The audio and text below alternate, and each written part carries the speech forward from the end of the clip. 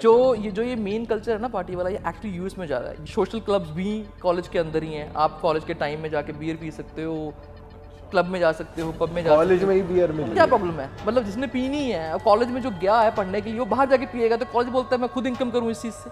भाई हमने ये पिक्चर्स देखी हैं, लोग ऐसे ऐसे मतलब एक जगह स्टिल हुए पड़े हुए हैं और लेटे हुए हैं। 300 सीट के अंदर मिल जाएंगे ऐसे लोग खड़े, वो 2-2 घंटे 3-3 घंटे ऐसे ही खड़े। हॉस्टल में गया, मेरे सामने की बात है, रोड के ऊपर एक बंदा खड़ा है और वो बिल्कुल आधा घुटनों पे, आधा सो रहा है, उसका फ़ोन गिर रहा है, उसे पता ही नहीं है। और यूएस में लॉ बहुत महंगा चीज़ है। हाँ। और लॉयर जो है $500 से $1000 घंटे का चार्ज करता है। और घंटे का भी ये है कि उसने आपको कॉल की, आपने फ़ोन उठाया नहीं उठाया, उसने 20 मिनट के पैसे डाल देने। उसे किसी का ईमेल आया, उसने रिस्पॉन्ड कर दिया, 20 मिनट 5 मिनट लगे चाहे 20 मिनट लगे, उसने 20 मिनट के पैसे डालने ही डालने हैं। मेल का रिप्लाई करने पे भी। हाँ। तो दोस्तों स्वागत है आपका एक और मजेदार एपिसोड में। आज का एपिसोड होने वाला है बहुत ही ज़्यादा इंटरेस्टिंग, क्योंकि यूएस, यूके, कनाडा ऐसी कंट्रीज़ है जहाँ पर बहुत सारे इंडियंस जाना चाहते हैं, वहाँ पर काम करना चाहते हैं, वहाँ पे पढ़ना चाहते हैं। और पहले भी हमने बहुत सारे पॉडकास्ट करे हैं ट्रैवल से रिलेटेड, इन कंट्रीज से रिलेटेड, तो आपको बहुत मज़ा आता है। इसलिए हम तरह तरह के पॉडकास्ट करते रहते हैं, क्योंकि अलग अलग लोगों के पास अलग अलग एक्सपीरियंसेस होते हैं। आज हमारे साथ जो भाई हैं हमारे, ये वहाँ पर पढ़ भी चुके हैं। यूएस, यूके, कनाडा तीनों जगह इनके बिजनेसेस सेट हैं। इंडिया में भी इनका बिजनेस है। तो आज जो वैरायटी ऑफ बातें होंगी वो बहुत ही अलग होंगी। इन्होंने साथ ही साथ बहुत ज़्यादा ट्रैवल भी कर रखा है, तो अलग अलग कंट्रीज़ की भी बात होगी। तो आज हम स्वागत करते हैं वरिंदर रजौरिया भाई का हमारे। ये एक बिजनेसमैन है, बहुत ही सक्सेसफुली अपने बिजनेस रन कर रहे हैं तीनों कंट्रीज़ में। और अभी ये इंडिया आए हुए थे, तो हमने कहा भाई थोड़ी बातचीत की जाए वहाँ पे बिजनेस से रिलेटेड, पढ़ाई से रिलेटेड। तो स्वागत है भाई आपका। थैंक यू भाई, थैंक यू। बुलाना आपको, 1 साल हो गया हमारी बात चलते को, और अब जाके मौका मिला भाई है। आपने वैसे तीनों कंट्री में हाथ जमाया हुआ है, ये क्या सीन है? 4 कंट्री हैं भाई, सही इंडिया में भी तो है ना। भाई बहुत बढ़िया चीज़ है। लेकिन ऐसे क्यों करा आपने कि मतलब किसी एक ही कंट्री में, यूके में जैसे आप रह रहे हो, वहीं क्यों नहीं किया? देखो, ये तो अपॉर्चुनिटी की बात है। अब लोग इंडिया में रह के यूएस में बिजनेस भी करते हैं, यूके में भी करते हैं। मैं यूके में था, वहाँ पे 15 साल जॉब किया, फिर अपॉर्चुनिटी मिली यूएस में बिजनेस करने की, तो वहाँ भी कर लिया।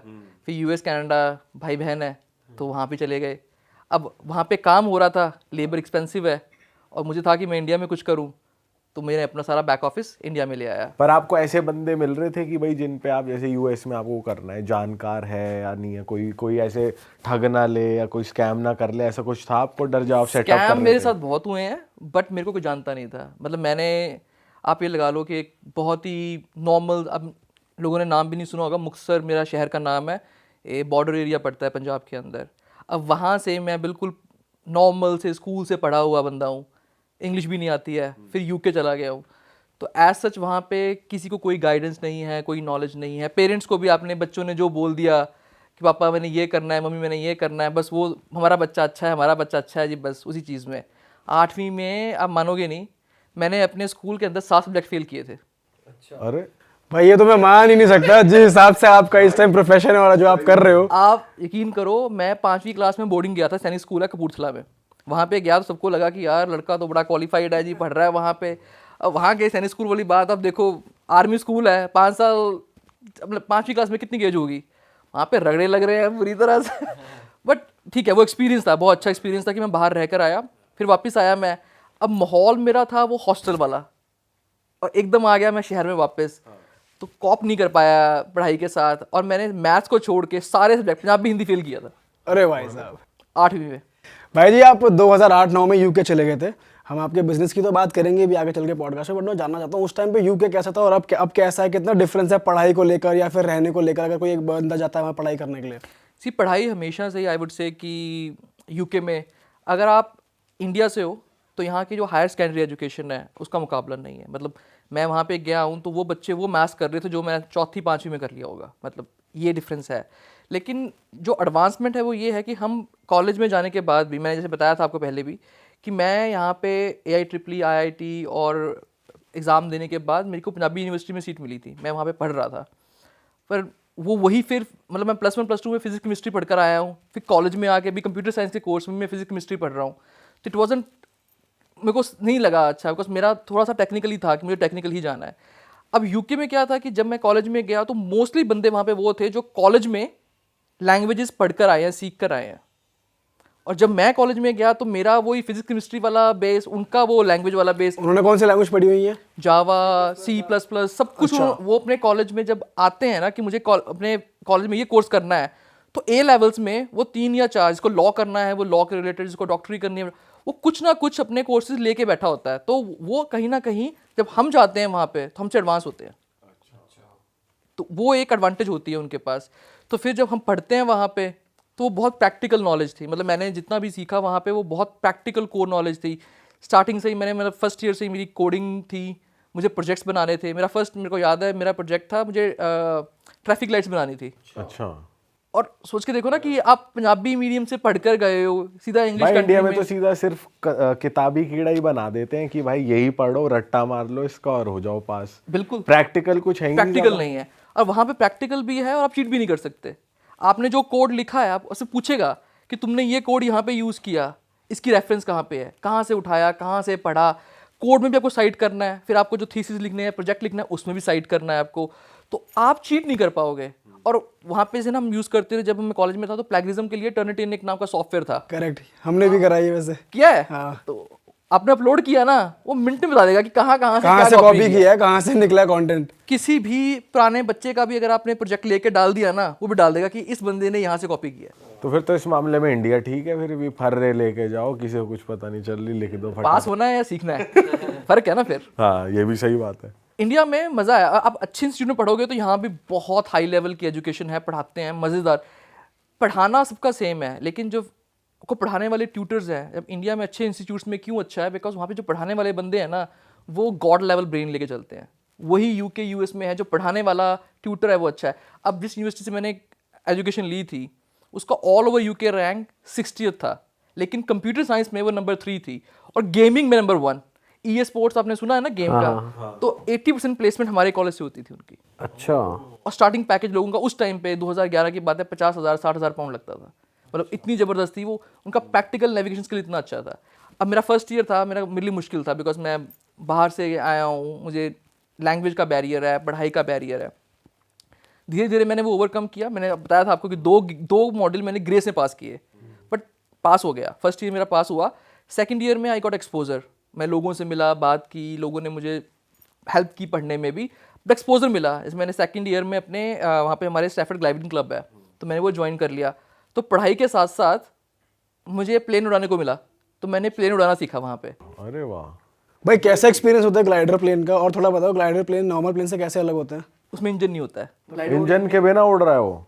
हाँ, तो वो क्या करते हैं, एक ना लंबा रेंच लगा होता है, तो वो उस प्लेन के साथ बांध देते हैं और मोटर लगी होती है, तो उसको खींचते हैं, तो वो रनवे से खींच के ऐसे होता है ना, हम पतंग उड़ाते हैं, वो ऐसे करके ऊपर चढ़ा जाता है, तो ऊपर चला जाता है तो रेंच निकाल देते हैं, तो उसके बाद ग्लाइडर जो है वो नीचे फॉल कर रहा है। अच्छा, तो उसमें चलाना क्या हुआ, वो तो अपने आप आके वो हो जाएगा। तो क्या है कि प्लेन को उस पर लैंड करवा दिया तो उनको पुश कर देता है, तो ऊपर उड़ जाता है, फिर नीचे आ रहा है। फिर जो एक्सपीरियंस पायलट होते हैं उन्हें पता होता है कि उन्हें को उस एनर्जी को कैसे यूज़ करना है। नॉर्मल फ्लाइट ग्लाइडिंग की 5 से 7 मिनट होती है, पर वो लोग कई बार 30 मिनट 1 घंटा भी ऊपर रहते हैं। अच्छा। तो ये जो लोगों ने मतलब एविएशन में जाना है, जिनको प्लेन चलाना सीखना है, तो वो ग्लाइडर से शुरू करते हैं, बिकॉज एक्सपेंसिव नहीं है, ईजी टू ड्राइव है, तो आपको जो वो स्किल्स हैं टू ड्राइव वो आपको ग्लाइडर से सीखने और वो कितनी हाइट तक जाता है glider plane? I think 5,000 feet 7,000 feet तक जाते हैं। अच्छा, कभी हुई है आपके साथ कुछ हुआ ऐसा कि कुछ गलती वलती हो गई हो या कुछ? नहीं इवन मैं जिस क्लब में था वहाँ पे बहुत कम था, मतलब बहुत रीजनेबल अमाउंट था। मेरे पेरेंट्स तक ने उड़ाया हुआ है। मेरे मॉम डैड मेरे पास घूमने आए थे, मेरे मॉम ने, मेरे डैड ने, मेरे भाई ने, सबने उड़ाया है। अच्छा, तो हमें पायलट दे देते हैं साथ में, वो आपको हेल्प करता है, पर आप आगे बैठते हो, आपको लगता है कि आप ही उड़ा रहे हो। और सेफ्टी रीजंस के हिसाब से सही रहता है? सेफ्टी देखी जाए तो बिल्कुल सेफ है। मैंने आज तक कभी भी मतलब लास्ट 15 साल में कभी भी कोई इंसिडेंट नहीं सुना है कि कोई भी डैमेज हुआ है। देखो थोड़ा बहुत एक्सीडेंट तो चलते हैं, लेकिन कभी कोई लाइफ इंसिडेंट मैंने नहीं सुना है। और भाई जैसे आप 2008 में गए थे, तो आपने कभी ऐसा कुछ फील किया है कि जैसे अब तो बहुत ही कम है रेसिज्म, उस टाइम पे अगर देखा जाए मैंने तो कभी कुछ रेसिज्म फील नहीं करा है आपने फेस? मैंने कभी नहीं करा। अरे देखो रेसिज्म का भी ये है ना कि आप उनके साथ कैसे बिहेव करते हो। अगर आप उनके साथ अच्छे से बिहेव कर रहे हो तो वो आपके साथ, यूके में मतलब लोग कहते हैं, बट मैंने कभी फेस नहीं किया। भाई कुछ कुछ अंग्रेजों में चुल तो होती है ना छेड़ने की बिना बात के। हम इंडियन कम रेसिस्ट हैं। हम पंजाब में हैं, कोई आ जाए उधर से हम बोलते हैं क्या है ये, मतलब हम तो अपने कलर के साथ, अपने धर्म वाले लोगों के साथ भी रेसिज्म करते हैं। वो तो फिर भी चलो बाहर वालों के साथ कर रहे हैं, पर मैंने ऑनेस्टली कभी भी रेसिज्म ना यूएस में फेस किया, ना यूके में, ना कनाडा में, मुझे कभी भी नहीं हुआ। आई थिंक उसका रीज़न ये भी था कि मैं बहुत यंग एज में चला गया, बहुत अर्ली एज में वहाँ पे चला गया, तो उनके कल्चरल में इंटीग्रेट हो गया।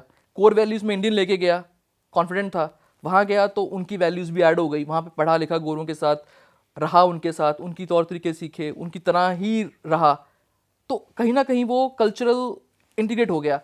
तो मेरे में और किसी गोरे में कोई ज़्यादा डिफरेंस नहीं रहा।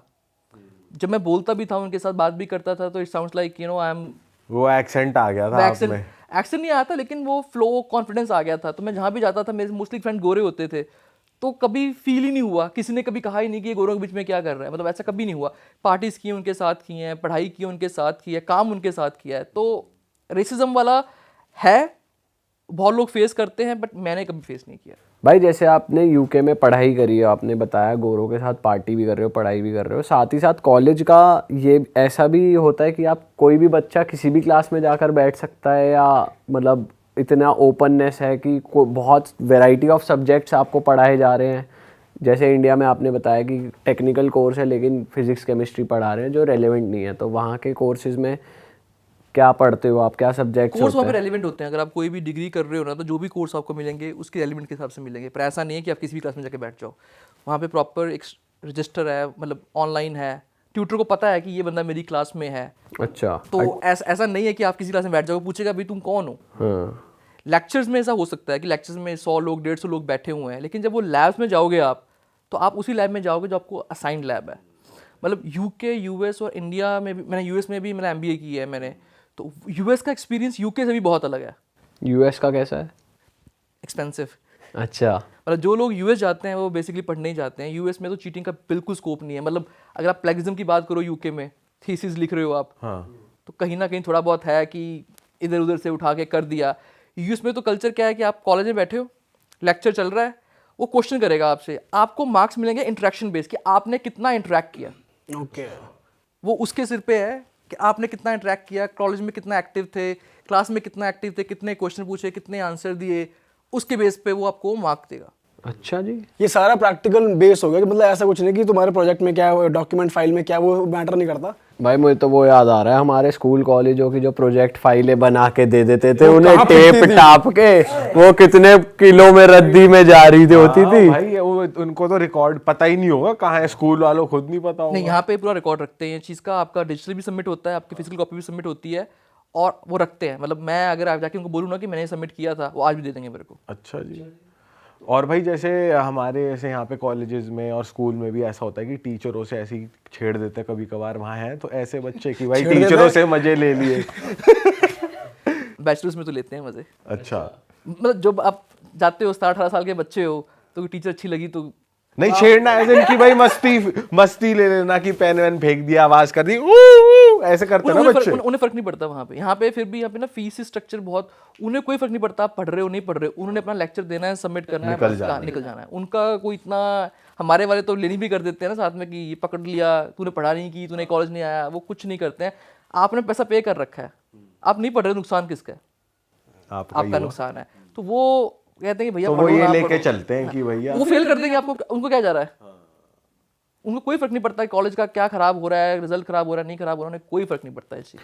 और भाई कॉलेज, जैसे आप पंजाब के छोटे शहर से वहाँ गए यूके, तो कॉलेज का माहौल, मौज मस्ती, वैसा एम्बियंस कैसा था? जैसे हम तो मूवीज में देखते हैं बहुत हैपनिंग है, गाड़ियों में वूफर बज रहे हैं, लड़के लड़कियां चिल कर रहे हैं, बॉल चुम्मा पार्टी चाटी भी चल रही है, यूएस बॉल पार्टी भी होती है, जैसे कॉलेज की एंट्री पार्टी बिल्कुल होती है। ऐसा कुछ होता है फ्रेशर्स। जो ये मेन कल्चर है ना पार्टी वाला, ये एक्चुअली यूएस में ज़्यादा है। यूके में है फ्रेशर्स पार्टी हुई है, वो आपको मिलवाने के लिए सोशल पार्टीज है।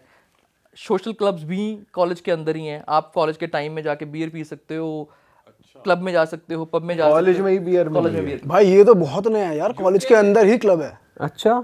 क्यों, क्या प्रॉब्लम है? मतलब जिसने पीनी है, अब कॉलेज में जो गया है पढ़ने के लिए, वो बाहर जाके पिएगा, तो कॉलेज बोलता है मैं खुद इनकम करूँ इस चीज़ से। पर ये है, आप अब यूके जाओगे, यूएस जाओगे, आपको कॉलेज के अंदर बार भी मिलेंगे उनके, आप पियो। बिकॉज एट द एंड वो ये मान के चलते कि आप रिस्पॉन्सिबल हो, 18 साल से ऊपर हो, पढ़ने आए हो, आप एक एज के अंदर हो, उसके बाद आप क्या डिसीजन लेते हो वो आपका है। अच्छा।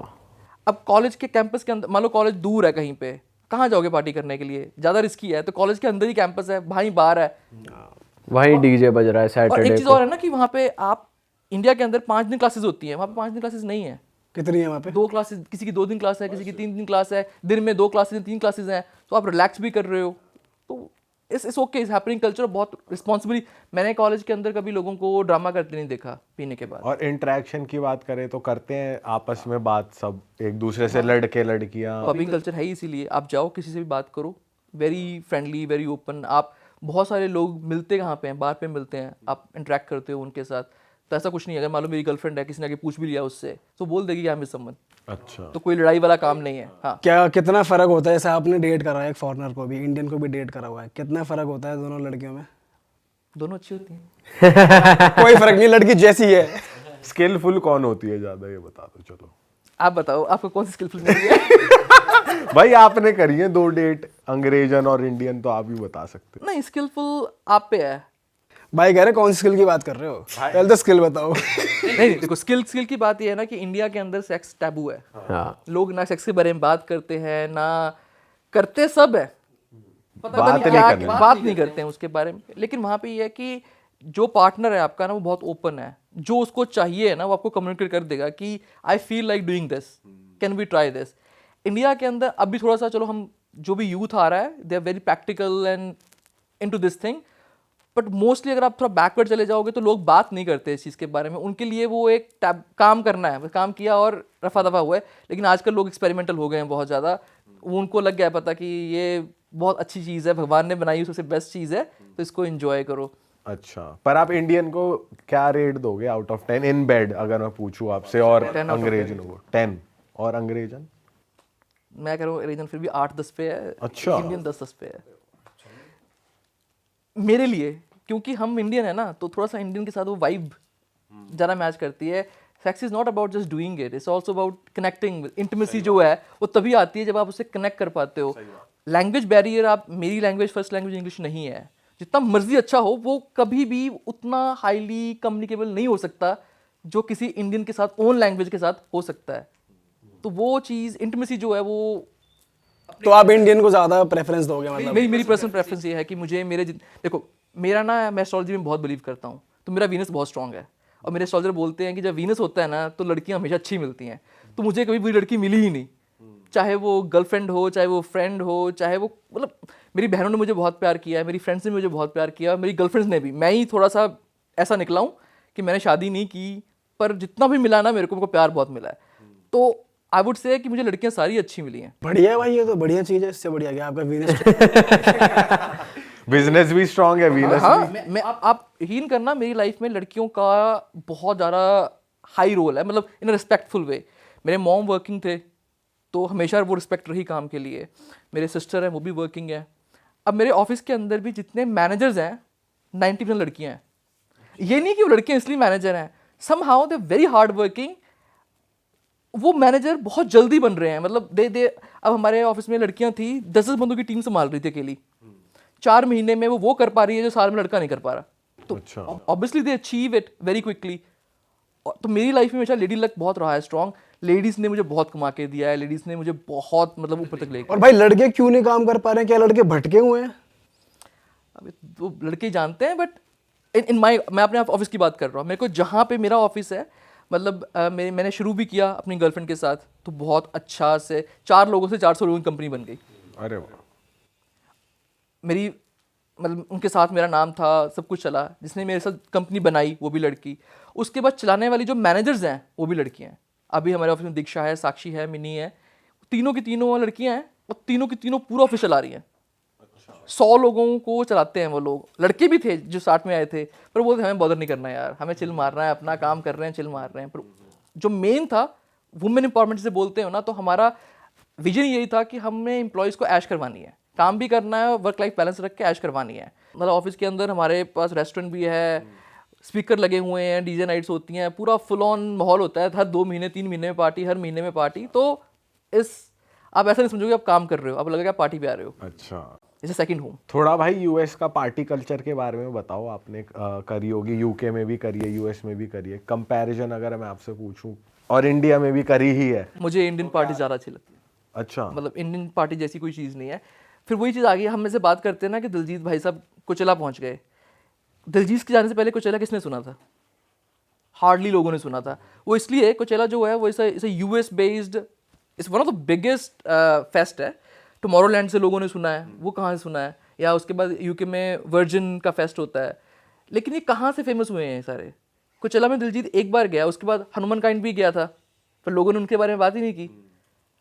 पंजाबी बंदा चला गया कोचेला में, एंड दिलजीत भाई साहब का लेवल उनका तो लेवल गॉड अलग ही लेवल है, है, खैर। हाँ। गॉड लेवल है। वो चला गया तो लोगों को लगा कोचेला भी है। अब कोचेला फिर 2025 में होने वाला है, किसी को पता ही नहीं होगा अप्रैल में कब है, कौन आ रहा है वहाँ पे, क्योंकि हमारा कनेक्शन नहीं। तो रही बात पार्टीज की ना, आप किस चीज़ से कनेक्ट करते हो? अपना म्यूजिक जो है वो इंडिया में बजेगा। अब आप यकीन मानना, मोस्ट जितने भी इंडियंस लोग हैं जब बाहर चले जाते हैं ना, वो इवन ब्राइट एक वेबसाइट है, वहाँ जाके ढूंढते हैं इंडियन इवेंट्स, इंडियन पार्टीज। अच्छा।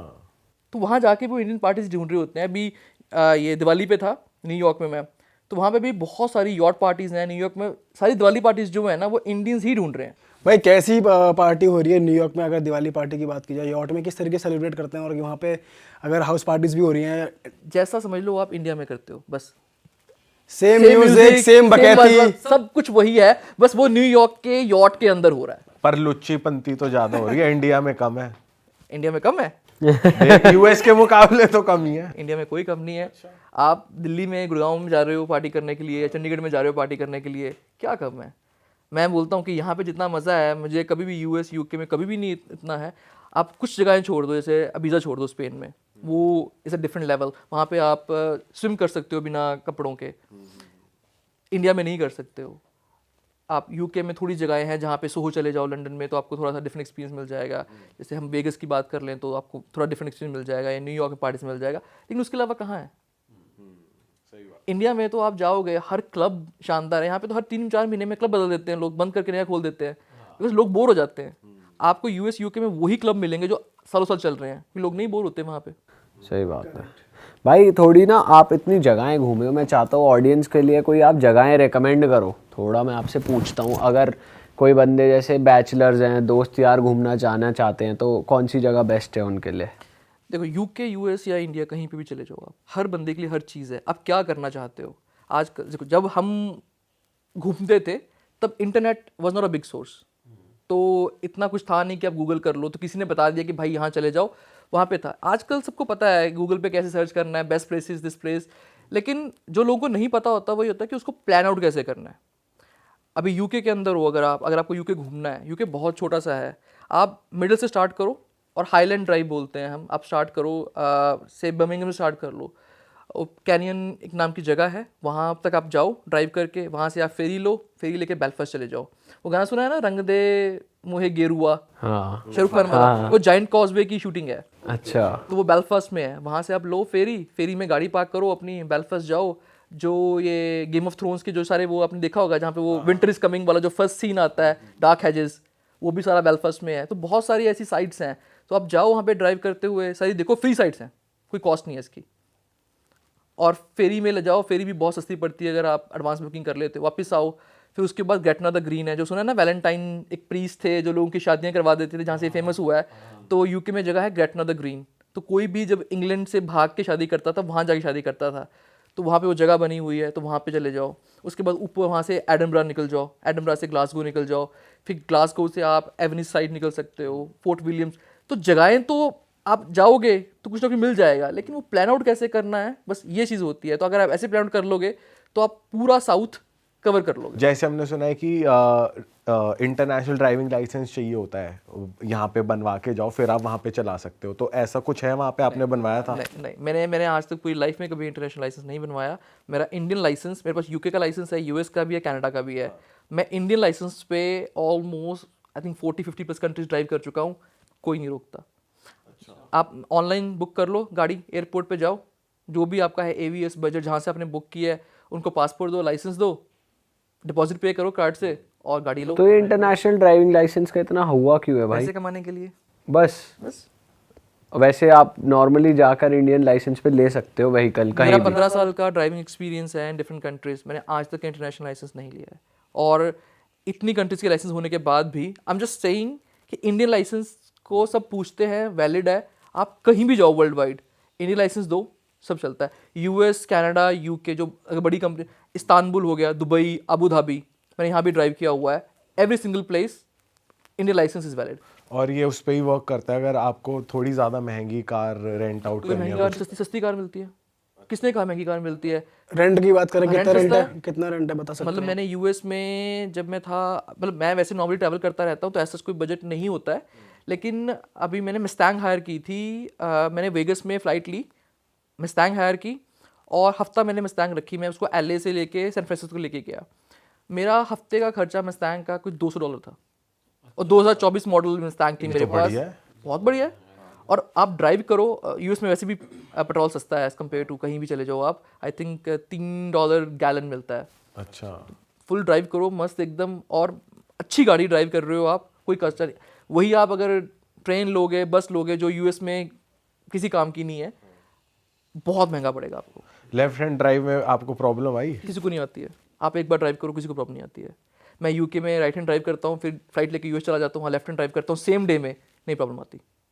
कोई प्रॉब्लम नहीं आती। इवन आप दुबई जाके भी ड्राइव करते हैं, कोई प्रॉब्लम नहीं आती है।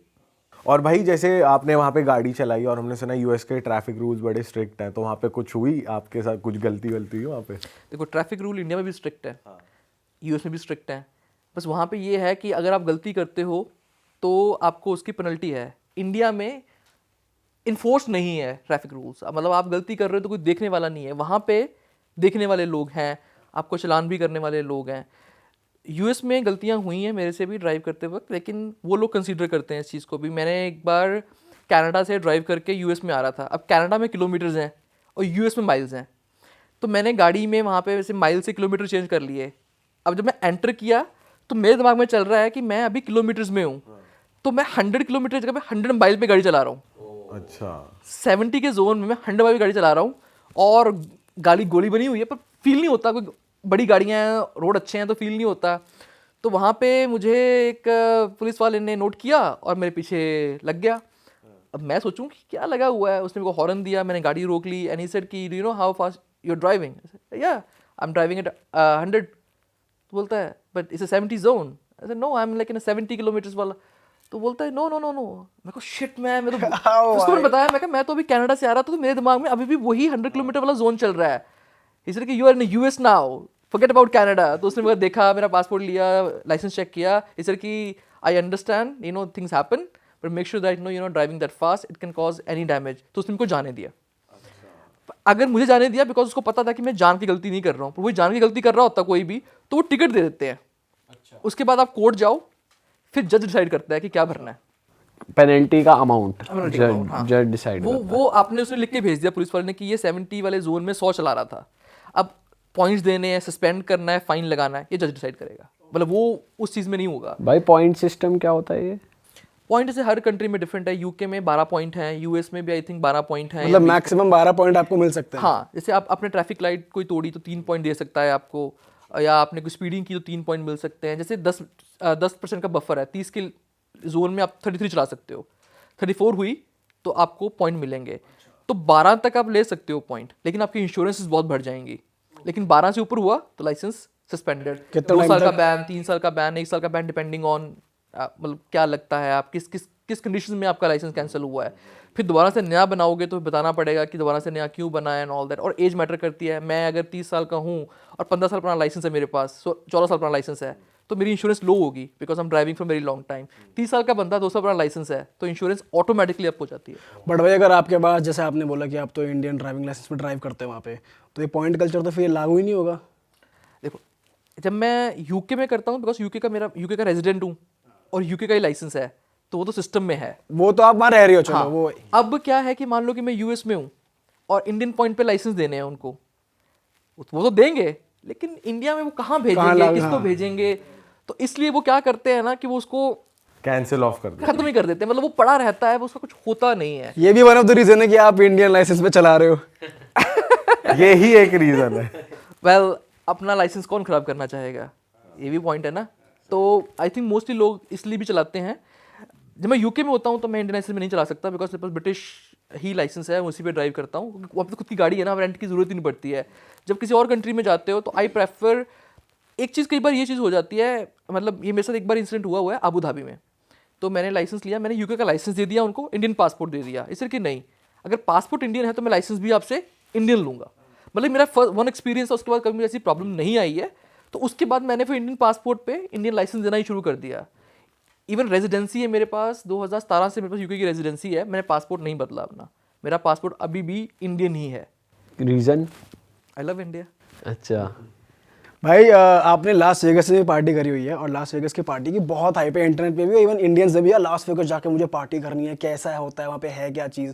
तो मैं जानना चाहता हूँ कि कौन सी बढ़िया बढ़िया जगह हैं लास वेगस में जहाँ पे आपने पार्टी करी, कोई ऐसा स्पॉट, कोई क्लब, कुछ ऐसी चीज़ें जो आप घूमने बताओ। की जगह है। देखो लास वेगस जो है ना, बहुत बड़ा हुआ है, जेन्युइन भी है, वो है, लेकिन वो है बहुत छोटा सा रेडियस स्ट्राइप, एक जगह मतलब एक पट्टी है, एक सारा कुछ उस पे है, मतलब वो 4-5 माइल की एक पट्टी है, सारे होटल, सारे कसिनो, सारे सब कुछ उसी पे ऊपर है। तो आपको कहीं नहीं जाना, आपने एक एंड से शुरू कर लिया, एंड तक जाओगे ना तो सारा वेगस कवर है। लेन है, एक लेन है, उसे वेगस स्ट्रिप बोलते हैं, वो एक लेन है। सारे जैसे आप अगर मान लो आप जा रहे हो, तो वैसे तो जो वेगस है वो सबके लिए है, आप सिंगल हो, आप कपल हो, आप ओल्ड हो, आप गोल्ड, कुछ भी हो आप, वेगस हर बंदे के लिए कुछ ना कुछ होल्ड करता है। और जो ये हाइप है ना कि नाइट पार्टीज होती हैं वेगस में, डे पार्टीज करके देखना, नेक्स्ट लेवल है डे पार्टीज। और ये डे पार्टी स्टार्ट कब होती है? 12-1 बजे शुरू हो जाती हैं, फिर वो 5 बजे तक चलती हैं, 6 बजे तक चलती हैं, उसके बाद लोग रेस्ट मारते हैं, फिर 10-11 बजे फिर राइट पार्टी शुरू हो जाती हैं। पार्टीज कभी नहीं रुकती वेगस में। बहुत से लोगों को ये मिथ है कि रात में पार्टीज होती हैं, दिन में कुछ नहीं होता, पर नहीं, दिन में भी वहाँ पार्टीज होती हैं, और दिन की पार्टीज ज़्यादा अच्छी होती हैं, डीजे चल रहे होते हैं, पूल्स होते हैं, अच्छे अच्छे होटल्स थ्रू आउट करते हैं पार्टीज को। बहुत ज़्यादा एंटरटेनिंग पार्टीज रात में नहीं दिन में होती हैं। अच्छा भाई, वेगस के होटल्स का भी बहुत हुआ है, वहाँ बहुत मैसिव होटल्स हैं जिनमें ऐसा हमने सुना है कि सर्विसेज उतनी अच्छी नहीं देते जितने अपने इंडिया में देते हैं। तो मैं आपसे जानना चाहता हूँ कि आप कभी किसी ऐसे लग्जरी होटल में रुके हो, आपका क्या एक्सपीरियंस रहा है कभी? मैं रुका हूँ, और जो आपने बोला ना अभी बिल्कुल सही बोला है। आप वहाँ पे $400 $500 दे के रुक रहे हो, खुद सामान लेके ऊपर जा रहे हो, क्या मज़ा है। यहाँ पे आप हयात में रुकोगे 10,000 रुपये के, क्या 9,000 10,000 से नाइट होगा, वो ऐसे ट्रीट करेंगे कि आप महाराजा हो उस जगह के, और आपका मतलब गाड़ी तुम हो से भाई, निकाल आ जाओ, हाँ। आ जाओ। फिर रूम सर्विस, यहाँ की room service it's like luxury. मतलब इंडिया के अंदर आप 5,000 रुपये दे के नाइट का लग्जरी इंजॉय कर सकते हो, वहाँ $50 में मोटल का रूम नहीं मिलता। अच्छा भाई वेगस में और क्या क्या जगहें हैं, कुछ बताओ घूमने की। वेगस अगर आपको जाना है, और सिर्फ पार्टीज मत सोचो वेगस के लिए। वेगस में एक सफियर नाम की जगह है, आपने ऑनलाइन सर्च करोगे मिल जाएगा, इट्स अ ग्लोब। वो बाहर से भी जगता है और अंदर उसके एक तरह का थिएटर है, तो यू कैन वॉच थिंग्स, और बहुत रियलिस्टिक एक्सपीरियंस है। जब आप बाहर से देखोगे तो मोस्टली वो उसे मून पिक्सल में चलाते हैं, तो वो ऐसा लगता है कि एक्चुअली में मून है। ये रील्स में देखा इंस्टाग्राम पे मैंने। हाँ चलता है ना। तो मेरा बेसिकली क्या होता है, रात को वहाँ जाके गाड़ी पार्क करता हूँ, उसके सामने खड़ा हो जाता हूँ, गाने लगा लेता हूँ, उसको देखता हूँ, मतलब एक्चुअली फीलिंग ऐसी आती है कि मून चांद सामने है। चांद सामने है। वो बहुत, मेरे इंस्टाग्राम पे मैंने बहुत सारी रील्स डाली हुई हैं उस जगह की, मुझे बहुत पसंद है वो जगह। उसके बाद वहाँ पे एरिया 15 करके एक जगह है, अगर आप कभी देखोगे तो वहाँ पे एक ओमार्ट करके एक प्लेस है। तो basically if you go there तो डिफरेंट एक्सपीरियंस है। आप बियर बार का एक गेट खोल के अंदर एंटर करोगे, डिफरेंट रैबिट हुड जैसे वहाँ पे चीज़ें हैं, डिफरेंट लाइटनिंग शोज अंदर, मतलब there are so much in that, वो एक वन ऑफ द एक्सपीरियंस आपको लेना चाहिए। वहाँ के स्ट्रिप क्लब्स की बात करें तो वो कैसे हैं? अच्छे, आप जा सकते हो स्ट्रिप क्लब्स में, रीजनेबल है, आपको $20 से $40 में आपको एंट्री मिल जाएगी, 2 बियर दे देंगे, आप जितनी देर मर्जी रुको, कोई फोर्स नहीं है, आप एंजॉय करो उसको, until unless you are not taking private shows and not touching anybody, वो $40 आपको अच्छे से निकाल देंगे। और अगर आप फ्रीमॉन्ट स्ट्रीट है वहाँ पे, अगर आप फ्रीमॉन्ट स्ट्रीट पे हो, वहाँ पे सबसे बड़ा वर्ल्ड का LED पैनल है, छत है एक, तो वो सारा शो चलता है उस पर, मतलब वो सारा जग रहा है, स्पीकर चल रहे हैं उसके ऊपर, तो वो पूरा पैनल पूरी स्ट्रीट को जगा देता है। तो वहाँ भी अच्छे कसिनोज हैं, बिंगो की पार्किंग है वहाँ पे, और वो पूरी जो स्ट्रीट है ना फ्रीमॉन्ट स्ट्रीट, वो एक्सपीरियंस स्ट्रीट है। आप जाओ वहाँ पे, नाइट इज देयर, बेस्ट जगह है। और वो जो एक्सपीरियंस है, अगर स्ट्रिप करना है ना, वहाँ पे लोग खड़े होते हैं, आपको लिमो में लेके जाएंगे, लिमो में छोड़ के जाएंगे, $40। अच्छा, आपसे कोई एक्स्ट्रा चार्ज नहीं करेंगे। स्ट्रिप क्लब लेकर जाएंगे लीमोजीन में बिठा के, और जब आपका मन कर जाएगा आप बाहर खड़े हो जाओ, लीमोजीन आएगी। वहाँ छोड़ देंगे आपको। अच्छा, $40 एंट्री है, बस वही लेंगे आपसे, वो कोई एक्स्ट्रा पैसा नहीं लेंगे। यूएस में एक चीज़ जो है वो डिफरेंट है, वो टिप कल्चर है। जैसे इंडिया में हम टिप देते हैं ना, यहाँ पे यह कि आपने देनी है दो, नहीं तो दो। यूएस में एक काइंड ऑफ मैंडेटरी है, अगर आप नहीं देते हो तो you are a bad person, They'll judge you. हाँ दे जज यू। आपने कुछ भी लिया है तो एवरेज मान के चलो 18 से 20% आपको टिप देनी ही देनी है। और अगर आप 5 या 6 लोग जा रहे हो तो वो टिप मैंडेटरी हो जाती है, वो ऑप्शनली रहती है फिर। कम जा रहे हो तो ये है कि आप नहीं दोगे तो वो आपको देखेगी, बोलेगी, बट चल जाएगा बिना दिए भी। बट मोस्टली लोग, मैंने यूएस में एक्सपीरियंस कर रखा है, अगर आप टिप दे रहे हो तो ठीक है, नहीं दे रहे हो ना तो आप फिर रेसिज्म फेस कर घूरे जाओगे आप। और कुछ ऐसा कंपलसरी भी कि अंदर घुसते बियर जरूर लेनी है? वो $40 आप दोगे ना, उसके साथ मिल जाएंगे। अच्छा भाई कोई ऐसी जगह है लास वेगस में जो अनएक्सप्लोर्ड हो, आप जा रखे हो और आप रेकमेंड करें, कोई इंडियन जा रहा है तो जरूर वहाँ पे जाए? आई वुड से कि वेगस इटसेल्फ, मतलब आप गूगल करो, आप फॉर एग्जांपल वहाँ पे बेलाजियो जैसे कैसीनो देखते हैं ना आप, जूनी के अंदर जाना है, वहाँ पे बाहर एक फाउंटेन शो होता है, तो यू स्टैंड देयर, जो आपने किसी ने देखी हो ओशन 11 मूवी देखी हो, तो एंड में वो खड़े होते हैं बाहर वहाँ पे और वो पानी का एक शो चल रहा होता है, तो बहुत सारी क्राउड वहाँ पे उसको देखने के लिए खड़ी होती है, फ्री ऑफ कॉस्ट सर्विस।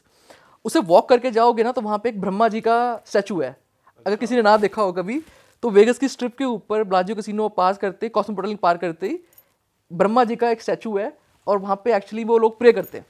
अरे ये नहीं पता था भाई। आप देखना, गूगल भी करना, आप उसको स्ट्रिप पे आपको हिंदू टेम्पल सर्च करोगे ना तो ब्रह्मा जी का एक बड़ा सारा स्टैचू मिलेगा और वहाँ पे मतलब I think it's a Buddhist thing, तो वहाँ पे लोग वो अगरबत्ती टाइप होती है ना, सेंटेड कैंडल्स होती हैं, वो लगाते हैं और वो एक्चुअली में वहाँ पे है। मतलब मैं भी शॉक हो गया था देख के, I gone there and walk. वाह यार। मेरा वहाँ पे मतलब मेरा एक ना चाइनीज़ लड़का, मतलब ये भी एक डिफरेंट एक्सपीरियंस है, मैंने एयरबीएनबी बुक किया था वेगस में और वो चाइनीज़ का घर था लड़के का। वो कैली में पहले मतलब वीड बेचता था जब लीगल नहीं थी, तो उसको वहाँ पे जेल हुई तो वो कैली छोड़ के वेगस आ गया। He was very poor person, तो उसने मैनिफेस्ट किया कि मैंने घर बनाना है, मैंने घर बनाना है, मैंने घर बनाना है, और मैनिफेस्टेशन से उसने वेगस में घर बना लिया अपने लिए, सिर्फ मैनिफेस्टेशन से। And he it tells me, I think 40-42 year का होगा, वो बहुत स्वीट लड़का है, उसको ड्रैगन बोलते हैं उसको। और घर बनाया उसने घर का नाम रखा कैनबिस हाउस। तो एयरबीएनबी पे आप सर्च करोगे आपको घर मिल जाएगा वो वाला। उस घर में क्या है ना कि आप गए, मैं गया, कोई भी जाता है तो वेगस जाते हैं सब लोग, थोड़ा बहुत तो मजे करते हैं और यूएस में लीगल है ये सब कुछ। तो उससे घर पे आपको वीड मिलेगी, हर तरह का ड्रग मिलेगा, आपकी मर्जी, हमने क्या, अब कोई पैसा नहीं देना उसका। अच्छा, जो टूरिस्ट आ रहा है कर रहा है अपना, बाकी छोड़ा वहाँ रख जा रहा दिया। है और फिर कोई और आ रहा है तो वो यूज कर रहा है। यूज कर रहा है, आप करो, कोई इशू नहीं है। उसने घर ऐसे बना रखा है ना, मतलब मैंने खुद वहाँ वीड पी, और उसके घर की जो, अगर आप रिक एंड मोर्टी के किसी ने कार्टून देखे हो तो उसने रिक एंड मोर्टी के कार्टून लगा रखे हैं, बुद्धा जी, शिव जी, बहुत सारी उसने चीज़ें लगा रखी हैं। आप देखते हो ना तो बहुत ज़्यादा फोकस होता है माइंड आपका, मतलब उसने ऐसा बना रखा है घर को, आपका एक्सपीरियंस डिफरेंट लेवल का हो जाता है। भाई आपका एक्सपीरियंस कैसा था? आपने वेगस में जो वीड ट्राई करी है जो एकदम प्योर है, मैंने वीड नहीं, मैंने मशरूम ट्राई किए थे। कैसा था बताओ? उसका कोई फ्रेंड था, उसने ड्राई मशरूम दिए, मैंने वो खा लिया और उसकी एनर्जी इतनी हाई, मतलब मुझे लगा कि आज तो मैं ही अल्टीमेट जगह पे हूँ। और इतनी ज़्यादा एनर्जी थी, मुझे लगा कि आई नीड अ प्लेस जहाँ पे मैं इसको कर सकूँ, बिकॉज बैठा नहीं जा रहा था, मैं बैठ रहा था तो मैं उछल रहा था, मतलब ऐसा फोर्स था। तो वहाँ पे मैंने सर्च किया कि टेम्पल कहाँ है, तो मैंने मंदिर गया, मंदिर में मत्था टेका मैंने, और मुझे था कि मैं मत्था टेक के चला जाऊँगा पार्टी करने के लिए, पर मंदिर गया, वो एनर्जी वाइब इतनी ज़्यादा स्ट्रॉन्ग, मैं खड़ा हो गया और मेरे सामने शिवजी भगवान के ना मंडे का दिन है एक्चुअली वे, और वो उनका अभिषेक कर रहे थे। तो मैं अंदर गया, एंटर किया, मुझे नहीं पता था, गया मत्था टेका और मैं थोड़ी देर खड़ा हो गया, जैसे नमस्ते की। और मेरे को एक टाइम पे ऐसा हुआ, मशरूम का इफेक्ट था या भगवान जी ने मेरी सुन ली थी, शिव पार्वती वहाँ पे एक हो गए और एक टाइम पे आके वो बिल्कुल अदृश्य हो गए और मेरे को सिर्फ शिवलिंग दिख रहा था वहाँ पे कि शिवलिंग है, और वो भी दिखना बंद हो गया और ऐसा लगा कि धरती सारी, मतलब मैं किसी और जोन में हूँ। 3 से 4 घंटे में वहाँ पे था टेम्पल में। और बाद में मुझे पता चला, मैं 6:30 बजे गया हूँ, 10 बजे टेम्पल बंद किया उन्होंने।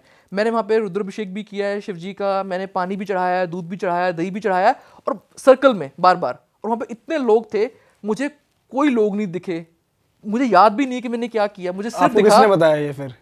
पंडित जी ने बताया। अच्छा, मैं लाइन में था ना, पंडित जी ने बताया, मैं बैठता हूँ थोड़ी देर के लिए, और मुझे सिर्फ और सिर्फ वहाँ पे शिव और पार्वती एक होते दिखे और एक टाइम पे वो अदृश्य हो गए।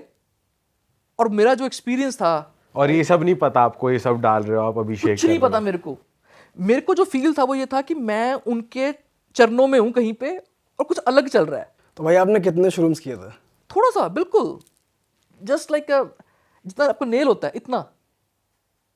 और वो एक्सपीरियंस इतना पॉजिटिव गया मेरा, मैं घर पे आया, मेरे को रियलिटी नहीं समझ लगी कि यार ये दुनिया तो बहुत बोरिंग है। मतलब फिर उस टाइम पे मुझे फील हुआ कि जो लोग साधु संत हैं, जो लोग एक्चुअली में मेडिटेट करते हैं और वहाँ पहुँच जाते हैं, वो कितना मजा Enjoy लेते होंगे, करते हैं। कितना आनंद लेते होंगे उस चीज़ का। हम जो ये थोड़ा सा लेके वहाँ पहुँच रहे हैं और दिल नहीं करता वहाँ से, वो तो किस अवस्था पे होंगे वो कि वो इतना इन्जॉय कर रहे हैं। तो फिर मैं एक्चुअली में उसका जो मशरूम था उसने मेरे को दे दिए थे कि तूने इन्जॉय किया, मतलब तुझे जो मेडिटेशन वाला फील आया तो ले जा तू। तो मेरा भाई कनाडा में रहता है, तो ये मैं उसके पास चला गया मतलब पार्टी करने के लिए। वहाँ पे गया तो मैंने उनको भी दे दिया मशरूम थोड़ा थोड़ा सा लेने के लिए, और फिर थोड़े से खा लिए। और वहाँ पे मेरी नेक्स्ट लेवल लग गया। मैं जैसे ये सोफ़ा है आपका, ऐसे सोफ़े पे बैठा हूँ और मेरे को अंदर से आवाज़ आई कि मैं सही नहीं बैठा हूँ, मुझे चौकड़ी मारनी है, मैं चौकड़ी मार ली। फिर मुझे अंदर से आवाज़ आई कि मेरी रीढ़ की हड्डी सीधी नहीं है, मैं सीधी कर ली। मतलब ऐसे आप देखो कर्व पे है, मैं कर्व पे सीधा हो गया बिल्कुल, एकदम उसमें आ गया, पद्मासन में आ गया पूरा एकदम बिल्कुल। straight। और मुझे आपने देखा है एक वो जो ये एक शिवजी जी की मूर्ति है ब्लैक स्टोन में जो केरला में है, आदि योगी, आदि योगी वाली मूर्ति है। तो मुझे वो वाली आदि योगी वाली मूर्ति ऐसे दिखी कि मैं बिल्कुल टाइनी हूँ और वो बहुत बड़ी मूर्ति है और वो विष्णु जी से निकल रही है। ओह, ऐसा एक्सपीरियंस हुआ। मैं उस अवस्था में 1.5-2 घंटे रहा हूँ। तो ये भी आपकी गुड ट्रिप ही थी? मेरी गुड ट्रिप थी, मेरी गुड ट्रिप थी। और एक लास्ट ट्रिप में बस ये हो गया था कि मैं कहीं आगे जा रहा था और मैं कंफ्यूज था कि अब मैं आगे जाऊं या पीछे जाऊं। मतलब I was not able to understand कि ये दुनिया रियलिटी है या यहाँ पे मैं हूँ वो रियलिटी है। शायद मेरा परमात्मा के साथ जुड़ गया या मेरे माँ बाप की मेरे को याद आ गई, तो I came back, but it was very delusional. कोई जैसे जिनके साथ आपने किया था उनके साथ कुछ बैड एक्सपीरियंस हुआ, जैसे आपके साथ तो अच्छा हुआ? बैड एक्सपीरियंस बहुत लोगों के, मैंने इंडिया में किसी के साथ किया था, मतलब हुआ था, उनका तो बुरा हाल हो गया था, बीड़ी बज गई थी उनकी तो बहुत बुरी वाली। गाड़ी में बैठे हैं और उनको लगा कि गाड़ी अभी 20 की स्पीड पे ऐसा लग रहा था उनको कि गाड़ी भाग रही है। गाड़ी रुकवा ली उन्होंने, बाहर निकल गए, 40-45 मिनट तक खड़े रहे रोड पे, हिले ही नहीं, जम गए रोड के ऊपर। 3 लोग थे, मुझे अपना ड्राइवर बुलाना पड़ा, वो आया रात को 2 बजे और उसके साथ भी वो जाने को रेडी नहीं है, बोलते हैं है कौन है, क्रेजी भाई, बिल्कुल क्रेजी। और वो उसके साथ बैठने को तैयार नहीं है। और आप सोचो ना कि आप इंडिया में हो, रोड पे खड़े हो, मतलब आप एक लड़के हो जो सोबर हो, 2-3 दोस्त वो हैं, 3 दो बजे लड़के पड़े हैं, कह रहे हैं कि हम तो खड़े रहेंगे, हम नहीं जा रहे। हाँ, और सोच के देखो, थोड़ा फोर्स भी करोगे तो चीख रहे हैं कि नहीं, और गाड़ी 20 पे चल रही है, बस उन्हें लग रहा है 100 पे 100-200। चल रही है। फिर उसके बाद मैंने चलानी बंद भी कर दी, ड्राइवर को भी चलाने दे रहे गाड़ी वो। अच्छा उनको बोल रहे कि तू ठोकेगा गाड़ी, तू है कौन, तू कहाँ लेके जा रहा है हमें। उन्होंने क्या सब्सटेंस खाया था? वही श्रूम्स? हाँ, उन्होंने थोड़ा सा खाया था गमीज, वो गमीज एक्सपीरियंस था। बट आई वुड से अगर आप खा रहे हो ना इन चीज़ों को, तो आप अच्छे इन्वायरमेंट में अच्छे थॉट प्रोसेस के साथ खाओ, तो it can give you a good vibe. अगर आपका माइंडसेट स्ट्रांग नहीं है और आप नेगेटिव माइंडसेट के साथ हो तो डोंट टेक इट। मतलब मैं प्रमोट नहीं कर रहा हूँ बिल्कुल भी इस चीज़ को, लेकिन कहीं ना कहीं जब मैंने ये चीज़ की तो आई अंडरस्टैंड कि अगर आप इसको पॉजिटिव, अब जैसे ना लॉयंस गेट नाम का एक है, मशरूम्स है, तो यूके में आपको ना उसके वो मिल जाते हैं, सप्लीमेंट्स मिल जाते हैं। यूके में भी लीगल है श्रूम्स? मतलब जो ये एज अ मेडिकल यूज़ के लिए हैं वो हैं। तो लॉयंस गेट आप सर्च करोगे आपको मिल जाएगा। तो वो मशरूम लोग नॉर्मली खाते हैं, उसमें भी हल्की सी डोज है इस चीज़ की, पर वो साइक्लोलिक नहीं है। वो आपका फॉग क्लियर करता है ब्रेन से, आपको बहुत फोकस देता है। ये बहुत ज़्यादा मतलब अभी डिमांड में है, लोग खा रहे हैं एंड दे सेइंग कि उनका दिमाग से ना फॉग क्लियर है, मतलब they are very focus, they very sharp, थक नहीं रहे हैं ब्रेन। ये ट्रेंड है वहाँ पे अभी रिसेंट? आई थिंक ट्रेंड नहीं है, लेकिन ये सप्लीमेंट जो है लोगों को हेल्प कर रहा है। आई थिंक मैंने ना उसका देखा था किसी सेलिब्रिटी का भी, ही ऑल्सो मैंशन इट कि they take it and it also very helpful. वो बहुत फोकस बढ़ा देता है आपका। मैंने खुद भी लिया था and it's good, supplement good है, वो लीगल है, मतलब वो लीगल सप्लीमेंट। और भाई कोई आपने वेगस में एकदम वियर्ड चीज देखी हो कि भाई ये भी हो रहा है इस गली में, ऐसा कुछ था कि भाई ये क्या देख लिया? वेगस में एक जगह पे लोग पार्टी कर रहे हैं नंगे और एक तरफ होमलेस लोग रोड पे पड़े हैं। अच्छा, उसी स्ट्रीट पे ही? पार्टी कर रहे हैं नंगे, कंप्लीटली नेकेड। मतलब नेकेड नहीं, मतलब आप जो भी समझना है आप समझ सकते हो, विजुअलाइज कर सकते हो उसको कि क्या पार्टीज हो रही होंगी। हर जगह पे हर चीज़ हो रही होती है, लेकिन एक तरफ इतनी हॉच पॉच, इतनी लाइमलाइट, और उसी रोड के ऊपर थोड़ा आगे चले जाओ तो लोग रोड पे सो रहे हैं, तो वो लोग हैं जो नंगे पार्टी कर रहे हैं, जो ड्रगी हैं या फिर जो नशों में, या जो फिर नशों में, होमलेस है जो लोग। Homeless is a big problem. Homeless का भी भाई वहाँ पे बहुत ही बेकार सीन है कि वहाँ पे ड्रग्स वगैरह करके ही पड़े रहते हैं वो जहाँ मैं mostly। रहता हूँ फिली के अंदर, वहाँ पे एक स्ट्रीट है, किंगस्टन स्ट्रीट नाम की है, उसे ज़ॉम्बी स्ट्रीट बोलते हैं। वो 4-5 माइल का पूरा एक पैच है, वहाँ पे आपको सब के सब ज़ॉम्बी मिलेंगे, सब ड्रग्स के तो ये साथ। कोई नया ड्रग आया है मार्केट में, ज़ॉम्बी ड्रग, या ये इतना ओवरडोज कर लिया है नॉर्मल चीज़ों को कि वो ऐसे हो गए हैं? आई थिंक दोनों चीज़ें हैं। वो आई थिंक सिंथेटिक ड्रग है, कोई मिक्स करके कॉकटेल बना हुआ है, और वो आपको ब्लॉक कर देता है। आई थिंक मैंने कोई डॉक्यूमेंट्री भी देखी थी जिसमें वो बोल रहे हैं कि इट्स वेरी हार्मफुल, लोगों की जान भी जाती है लॉन्ग भाई हमने पिक्चर्स देखी हैं, लोग ऐसे ऐसे मतलब एक जगह स्टिल लोग पड़े हुए हैं और लेटे हुए हैं। किंगस्टन सीट के अंदर मिल जाएंगे ऐसे लोग खड़े, वो 2-2 घंटे 3-3 घंटे ऐसे ही खड़े। मतलब मेरा एक्सपीरियंस है, एक बार मैं हॉस्टल में गया था जस्ट टू स्टे, जैसे हम ट्रैवल करते हैं तो आई प्रेफर हॉस्टल्स वहाँ पे। तो हॉस्टल में गया, मेरे सामने की बात है, रोड के ऊपर एक बंदा खड़ा है और वो बिल्कुल आधा घुटनों पे आधा सो रहा है, उसका फ़ोन गिर रहा है, उसे पता ही नहीं है। मतलब ऐसे ऐसे खड़ा होता है ना कि आप स्टैचू लगा दिया, वाइब्रेट कर रहा है, ऐसे है। उसे पूछो, उसे कुछ नहीं आइडिया वो कहाँ पे है कहाँ पे नहीं है। भाई जो इस लेवल का ड्रग करके बैठा है, ये ज़ॉम्बी ड्रग या जो भी जिस टाइप के भी ड्रग है, तो वो कितने टाइम बाद रिवाइव करते हैं, वो कब तक चलता है ये सब, ये ट्रिप कब तक, कितनी लंबी होती है trip? They don't have a life. क्या करेंगे वो, होश में आके भी क्या करेंगे? ना वो काम कर रहे हैं, ना उनके पास घर है, तो वो बस इसी चीज़ पे हैं अब। अच्छा भाई, अगर मैं बात करूं वेगस पे कोई ट्रिप प्लान कर रहा है जाने की, कोई मिडिल क्लास बंदा, तो जो नॉर्मल क्लबिंग वाली पार्टी भी कर ले, स्ट्रिप क्लब भी चला जाए, तमाम जगह भी चला जाए, तो कितना बजट रहेगा एक बंदे के लिए अगर ऐसी पार्टी अगर आप स्मार्टली प्लान करोगे, गाड़ी हायर करके चलाओगे और महंगे होटल्स में ना रह के एयरबीएनबी बुक करके नॉर्मल्स में रहोगे, और rather than spending money on big places, आप एक्सपीरियंसेस पे स्पेंड करोगे, तो आप 1000-1500 में इजीली वेगस को एक्सप्लोर कर सकते हो। जैसे फिर बताया मैंने, $50 की टिकट होगी, एरिया 15 है उसकी भी $50 की टिकट होगी, और मतलब ये देखने वाली चीज़ें हैं। उसके बाद फ्रीमॉन्ट स्ट्रीट तो वॉकिंग स्ट्रीट है, आप वॉक करो, वहाँ पे एक जिप लाइन है, आप वो कर लो, $50 की टिकट होगी। मतलब मोस्टली वहाँ पे जो है वो एक्सपीरियंस है walking and seeing experience. Vegas चमकता है रात में, तो आप उसको देखोगे तो वो एंजॉयमेंट। अब आप कहोगे मैंने कैसीनो जाके 10,000 उड़ाना है, वो तो लिमिट ही नहीं है, वो तो लिमिट ही नहीं है। और कैसीनो में आपको पता नहीं चलता है आप कब क्या कर जाते हैं। करेक्ट। आप गए थे कैसीनो? मैं बैटिंग बिल्कुल नहीं करता, बैटिंग लोग मानते नहीं है, इट्स अ बैड एडिक्शन। हाँ ये तो है। चस्का, वो जो लॉस किया है उसको कमाने का जो चस्का है ना, और फिर जो कमा लिया उसको फिर से उससे कमाने का चस्का, वो फिर वो आपको डुबा देता है। मतलब लोग कहते हैं ना कि जो अल्कोहलिक है वो घर बेचता है, मैं बोलता हूँ अल्कोहलिक फिर भी रुक जाएगा, जवारी नहीं रुकता। और जवारी वाला जो एक्सपीरियंस है ना, मेरे खुद के बिजनेस में एक एक्सपीरियंस है कि मैंने एक बंदे को हायर किया जॉब पे, अच्छा काम करता था, उसको जुए की लत थी, मुझे पता नहीं था। आईपीएल बैटिंग करता था वो, मुझे नहीं पता था इस चीज़ का। उसने हमारे एक टाइम पे जब आईपीएल मैच चल रहे थे, वो फंसा हुआ था, पैसे देने थे किसी को, उसने यूएस में हमारे कस्टमर को ब्लैकमेल करके उससे पैसे लिए इंडिया में, और जुए में हार गया। और वो आपके बिजनेस का पैसा था? वो बिजनेस का पैसा था। उस बंदे की वजह से हम नियर अबाउट 3 से 4 करोड़ लॉस में गए। Oh shit. उसने सारे, उसके बाद जब वो लॉस में जाने लगा तो उसने क्या किया, बिल इन्फ्लेट करने शुरू कर दिए। 500 के बिल को 1000 बना दिया, देने वाले के 100 की जगह पे 50 कर दिया, अपना प्रॉफिट ज़्यादा दिखा के अपना मार्जिन ज़्यादा ले लिया। और 1 साल से काम कर रहा था, हम भी ट्रस्ट करते थे, जब तक वो बिल चेक हुए, सब कुछ हुआ, तब तक वो भाग गया। और इन द एंड यही चीज़ निकली कि भैया मेरे पास पैसे है ही नहीं है, सब कुछ करा के देख लिया, पुलिस कंप्लेन सब कुछ, एंड दे वर लाइक कि भाई इससे पैसे नहीं निकल सकते बिकॉज ये सारे के सारे जुए में हार चुका है। पेरेंट्स उसने उसको बेदखल कर रखा है अपनी प्रॉपर्टी से, जस्ट टू शो कि हमारा इससे कोई लेना देना है नहीं, रहता उनके साथ ही है, बट लीगली आप कुछ नहीं कर सकते उसकी प्रॉपर्टी का। तो मैंने देख लिया, जुआ जो है बहुत बुरी लत है। जुआ किसी का नहीं हुआ भाई, जुआ किसी का नहीं हुआ। आप वो कहते हैं ना, house always win, that's true. आप कभी जुए से पैसा नहीं कमा सकते, सही बात है। कुछ भी हो जाए, मतलब जुआ। अभी जुआरी लोग कमेंट कर देंगे यार नहीं हम तो प्रॉफिट में चल रहे हैं, हम तो मेरा कम रहा है भाई। आईपीएल आंदो भी। आपके पॉडकास्ट पे कितने लोग हैं जो बात करते हैं स्टॉक में पैसे लगाने की, जुए में पैसे लगाने की? मुझे पर्सनली ऐसे लोग जानते हैं जिन्होंने स्टॉक में भी पैसा लॉस किया है, जुए में पैसा भी लॉस किया है। देखो 100 में से, हज़ारों में से कोई एक बंदा पैसा कमा रहा होगा, लोग उसकी तरफ देख रहे हैं। जो 999 बर्बाद हो गए, उनकी स्टोरी छोड़ना है फेमस। भाई स्टॉक ट्रेडिंग तो चलो फिर भी एक नॉलेज वाली चीज है, आप सीखते knowledge हो, वाली चीज़ पढ़ते है? हो, कैसे है? मतलब सर्कमस्टांसेस देख के आप प्रेडिक्ट कर आप सकते मानो हो ना मेरी थोड़ा। कंपनी है, मैंने आईपीओ निकाल दिया, मेरी कंपनी में क्या हो रहा है आपको नहीं पता है, मुझे पता है। मानते हो ना इस चीज़ को कि मेरी कंपनी में क्या हो रहा है मेरे को पता है।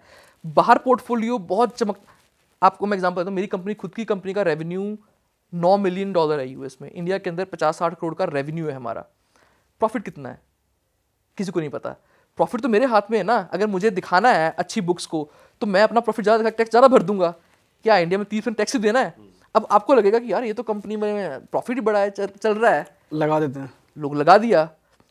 बाय आपने पैसा लगाया स्टॉक में, किसके पास गया? वो जो उसके बेसिक जिन्होंने अपना शेयर डाइल्यूट किया है, पैसा उनके पास गया। वो अपना पैसा लेके एग्जिट ले जाएंगे, डूबा किसका? मोस्टली कंपनीज जो हैं, अच्छी कंपनीज हैं, वो इतना हाई रिटर्न देती नहीं है, और जो रिटर्न देती हैं फिर वो रिस्की वाला काम है।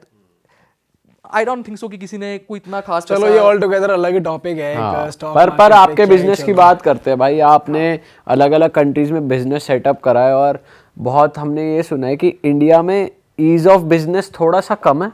जैसे आजकल लोग दुबई में बिजनेस सेटअप कर रहे हैं, यूके यूएस में, मुझे आपसे जानना है कि कितना ईज ऑफ बिजनेस है, कितनी फॉर्मेलिटीज़ है, टैक्सेशन कैसी है। सी यूएस आई वुड से कि लोग जब बोलते हैं कि वो सिलिकॉन वैली है, स्टार्टअप हब है, उसका भी रीज़न है वहाँ पे रेड टेपिंग नहीं है। कोई भी कुछ भी करना चाहता है, अच्छा आइडिया, कंपनी खोलने में कोई प्रॉब्लम नहीं है, चलाने में कोई प्रॉब्लम नहीं है। आप जैसे इंडिया में मैंने खुद कंपनी रजिस्टर की, एक प्रोसेस है, बहुत लंबा प्रोसेस है, 15 दिन तो लग जाते हैं कंपनी रजिस्टर होने में। उसके बाद आपको बैंक अकाउंट खुलवाने के लिए मतलब हज़ारों पेपर वर्क है जो साइन करना पड़ता है, मतलब लॉन्ग प्रोसेस है। अगर आपने कंपनी खोल भी ली है 2 से 3 महीने आप मान के चलो कि उसको स्ट्रीमलाइन होने में लगेंगे। फिर एम्प्लॉयज़ के लिए ईपीएफ है, पीएफ है, मतलब बहुत लॉन्ग प्रोसेस है, रेड टेपिंग बहुत है। यूएस में आपने कंपनी खोलनी है, आज अप्लाई करो, कल कंपनी खुल जाएगी। उसको एक्सपेक्ट करना है $100 और दे दो, वो फास्ट हो जाएगी। ऐसी कोई रेड टेपिंग नहीं है। जैसे मेरी डेलावेयर में कंपनी है, वहाँ पे फ्रेंचाइज टैक्स है सिर्फ, आपको स्टेट टैक्स नहीं है, फेडरल टैक्स है, वो जैसे नॉर्मली हम सब पे करते हैं, हम भी पे करते हैं। वहाँ पे ये है कि स्टेट सिर्फ $125 लेती है साल के बस, और वो कोई स्टेट टैक्स नहीं, आपने जो भी अर्निंग की है स्टेट में वो कोई टैक्स नहीं लेगी। यूके भी सेम है, आप कमा रहे हो, जो प्रॉफिट बचेगा उस पर आप टैक्स दे दो। थिंग इज दैट कि वो लोग, आप बिजनेस कर रहे हो, आइडिया कर रहे हो, तो आपको सपोर्ट करते हैं। अगर आपका अच्छा आइडिया है तो बैंक आपको पैसा देता है। इंडिया में जब तक आपका कोलैटरल नहीं है तो कोई आपको फंड नहीं करता। और मोस्टली यूएस में, यूके में आपको किसी बैंक के पास जाने की जरूरत भी नहीं है। वहाँ बहुत सारे ऐसे लोग हैं, स्मॉल कंपनीज हैं, आप बोलो कि मेरा ये आइडिया है, मुझे ये बिजनेस करना है, मैं इतना यहाँ पे रेवेन्यू कर रहा हूँ, उसी के बेस पे आपको लोन दे देते हैं लॉन्ग टर्म, 5 साल 10 साल का। तो अगर आपको ईज ऑफ बिजनेस की बात कर रहे हो तो US is very easy to do business with. UK is okay but US is very easy. अगर आपको फंडिंग गेन करनी है, आप जितने वीसी मिलेंगे आपको, जो लोग पैसे के लिए जाते हैं वो सारे यूएस जाते हैं, बिकॉज यूएस आपको बहुत जल्दी इजीली पैसा दे देता है अपने आप को ग्रो करने के लिए। 100 अगर फेल भी होते हैं, एक सक्सेसफुल होता है तो वो अपना पैसा रिकवर कर लेते हैं। This is there mindset. Dubai में लोग इसलिए करते हैं because Dubai totally tax free है, आपको टैक्स नहीं, जो आपने कमाया आपका है, पर जब आप उसको इंडिया लेकर आओगे फिर टैक्स देना पड़ेगा। दुबई में कमा के दुबई में उड़ा दो तो ठीक है, वो पैसा जब इंडिया आएगा फिर टैक्स लगेगा। तो यूएस में भी तो यही हो, इंडिया तो आप कहीं से भी पैसा ले आओ आपको ये देना ही पड़ेगा, देना पड़ेगा, आपका तो प्रॉफिट है ना वो एट द एंड। अब मेरा बैक ऑफिस इंडिया के अंदर है, जब मैं यूएस से अपने एम्प्लॉयज़ के लिए सैलरीज ट्रांसफर करता हूँ तो वो मेरा एक्सपेंस है, पर प्रॉफिट नहीं है वो। लेकिन अगर आपने कमाया है और एक्सपेंस नहीं है इंडिया में कोई भी, आप उसको लेकर आ रहे हो खुद के खर्चने के लिए इंडिया में, तो वो तो फिर प्रॉफिट है ना, फिर टैक्स पे करो उसके ऊपर। स्लैब्स हैं इंडिया में, India is very high taxable, ऐसा नहीं है, इंडिया में बहुत ज़्यादा टैक्स है। यूएस में 20% टैक्स है मैक्सिमम, अगर चले जाते हो तो 30% भी हो जाता है, लेकिन इंडिया में बहुत ज़्यादा टैक्स है। भाई आप यूके में रह रहे हो, यूएस में भी आपकी कंपनी रजिस्टर्ड है और आपकी एक कंपनी का बैकएंड इंडिया में है, रजिस्टर्ड है, यहाँ पे एम्प्लॉयज बैठ के काम करते हैं। तो ये कैसे पॉसिबल हुआ? ये आपके लिए क्या क्या चैलेंजेस है? कुछ स्कैम्स भी हुए बीच में? क्योंकि ये बहुत एक टफ जॉब है ये सब करना, तो कैसे हुआ ये सब? सी हमने स्टार्टिंग में बात की थी एजुकेशन की, तो मेरा एक्सपोजर जो रहा वो बहुत अच्छे लोगों के साथ रहा। मैंने बैचलर्स किया, फिर मास्टर्स किया, फिर एमबीए किया, फिर लॉ किया, फिर उसके बाद फिर यूएस में एमबीए किया, पीएचडी मतलब मैं कर रहा था, फिर मैंने छोड़ दिया बिकॉज ऑफ बिजनेस। तो जब मैं इस चीज़ें पढ़ रहा था तो I get into contact with people जो मतलब बहुत अच्छे माइंड्स हैं, आइडियाज़ डिस्कस करते थे, ब्रेनस्टॉर्मिंग होती थी आइडियाज़ की। तो आई ऑलवेज वांटेड कि मैं बिज़नेस करूँगा, लेकिन 15 साल से जॉब कर रहा था, अच्छी जॉब थी, अच्छी सैलरी थी, 3-4 करोड़ रुपये साल का कमा रहे हो आप सोचते ही नहीं हो कुछ और का, ऐश कर रहे हो, 20 घंटे का कॉन्ट्रैक्ट है आपका, आप चिल कर रहे हो लाइफ को, यूके में रह रहे हो, तो सोचते नहीं हो। बट जब ये कोविड हिट हुआ तो कोविड से पहले मेरी एक गर्लफ्रेंड थे, मैं उनके साथ लिव इन में था, तो शी वॉज हैविंग इनफ कि मेरा हो गया यूके में भी, तो वो वापस आ गए। अब मेरा दिल नहीं लगा उनके बिना, तो मैं भी वापस आ गया उनके साथ। तो उन्होंने फिर यहाँ पे थे वो, तो उनके साथ मैंने सोचा कि चलो कुछ करते हैं। तो मैंने कंपनी शुरू की थी कोविड टाइम में, पीक कोविड में। मेरी कंपनी रजिस्टर हुई है जुलाई 2020 में, जब कोविड चल रहा था, जब लोग हिल नहीं रहे थे, मतलब घरों से निकल नहीं रहे थे, तब हमने कंपनी शुरू की थी ये 2020 में। तब हमारे पास 4 लोग थे गिन के, दीक्षा, साक्षी, अमन, जितेंद्र, ये 4 लोग थे हमारे पास, और हमने ये कंपनी शुरू कर ली। और मेरी गर्लफ्रेंड ने मेरे को बहुत सपोर्ट किया उस टाइम। हमने शुरू किया 4 लोगों से, तो धीरे धीरे वो काम कुदरती अच्छा हो गया। हमारे पास पहले सॉफ्टवेयर डेवलपमेंट के कॉन्ट्रैक्ट आ गए, उसके बाद वेब डेवलपमेंट कॉन्ट्रैक्ट आ गए, तो काम हमारा बहुत अच्छा सा शुरू हो गया। हमने फिर इमिग्रेशन भी खोल ली साथ में। हम पंजाब में बैठ के 20,000 मांग रहे हैं, वो बोलते हैं कि ना ये तो पक्का फ्रॉड कर रहा होगा, इन्हें आता ही नहीं कुछ, इन्हें आता ही नहीं कुछ, और 20,000 देके डूब जाएगा। अरे हमारे पास स्टूडेंट वीज़ा होते थे, हमने स्टूडेंट वीज़ा के कॉलेजेस जो होते हैं वो सारे आपको 10% से 15% देते हैं, कमीशन देते हैं। बुरा कॉलेज आपको 40% भी देता है, कमीशन देता है। हम क्या करते थे, जितना हमें कमीशन आता था हम बच्चे की फीस पे 50% डाल देते थे।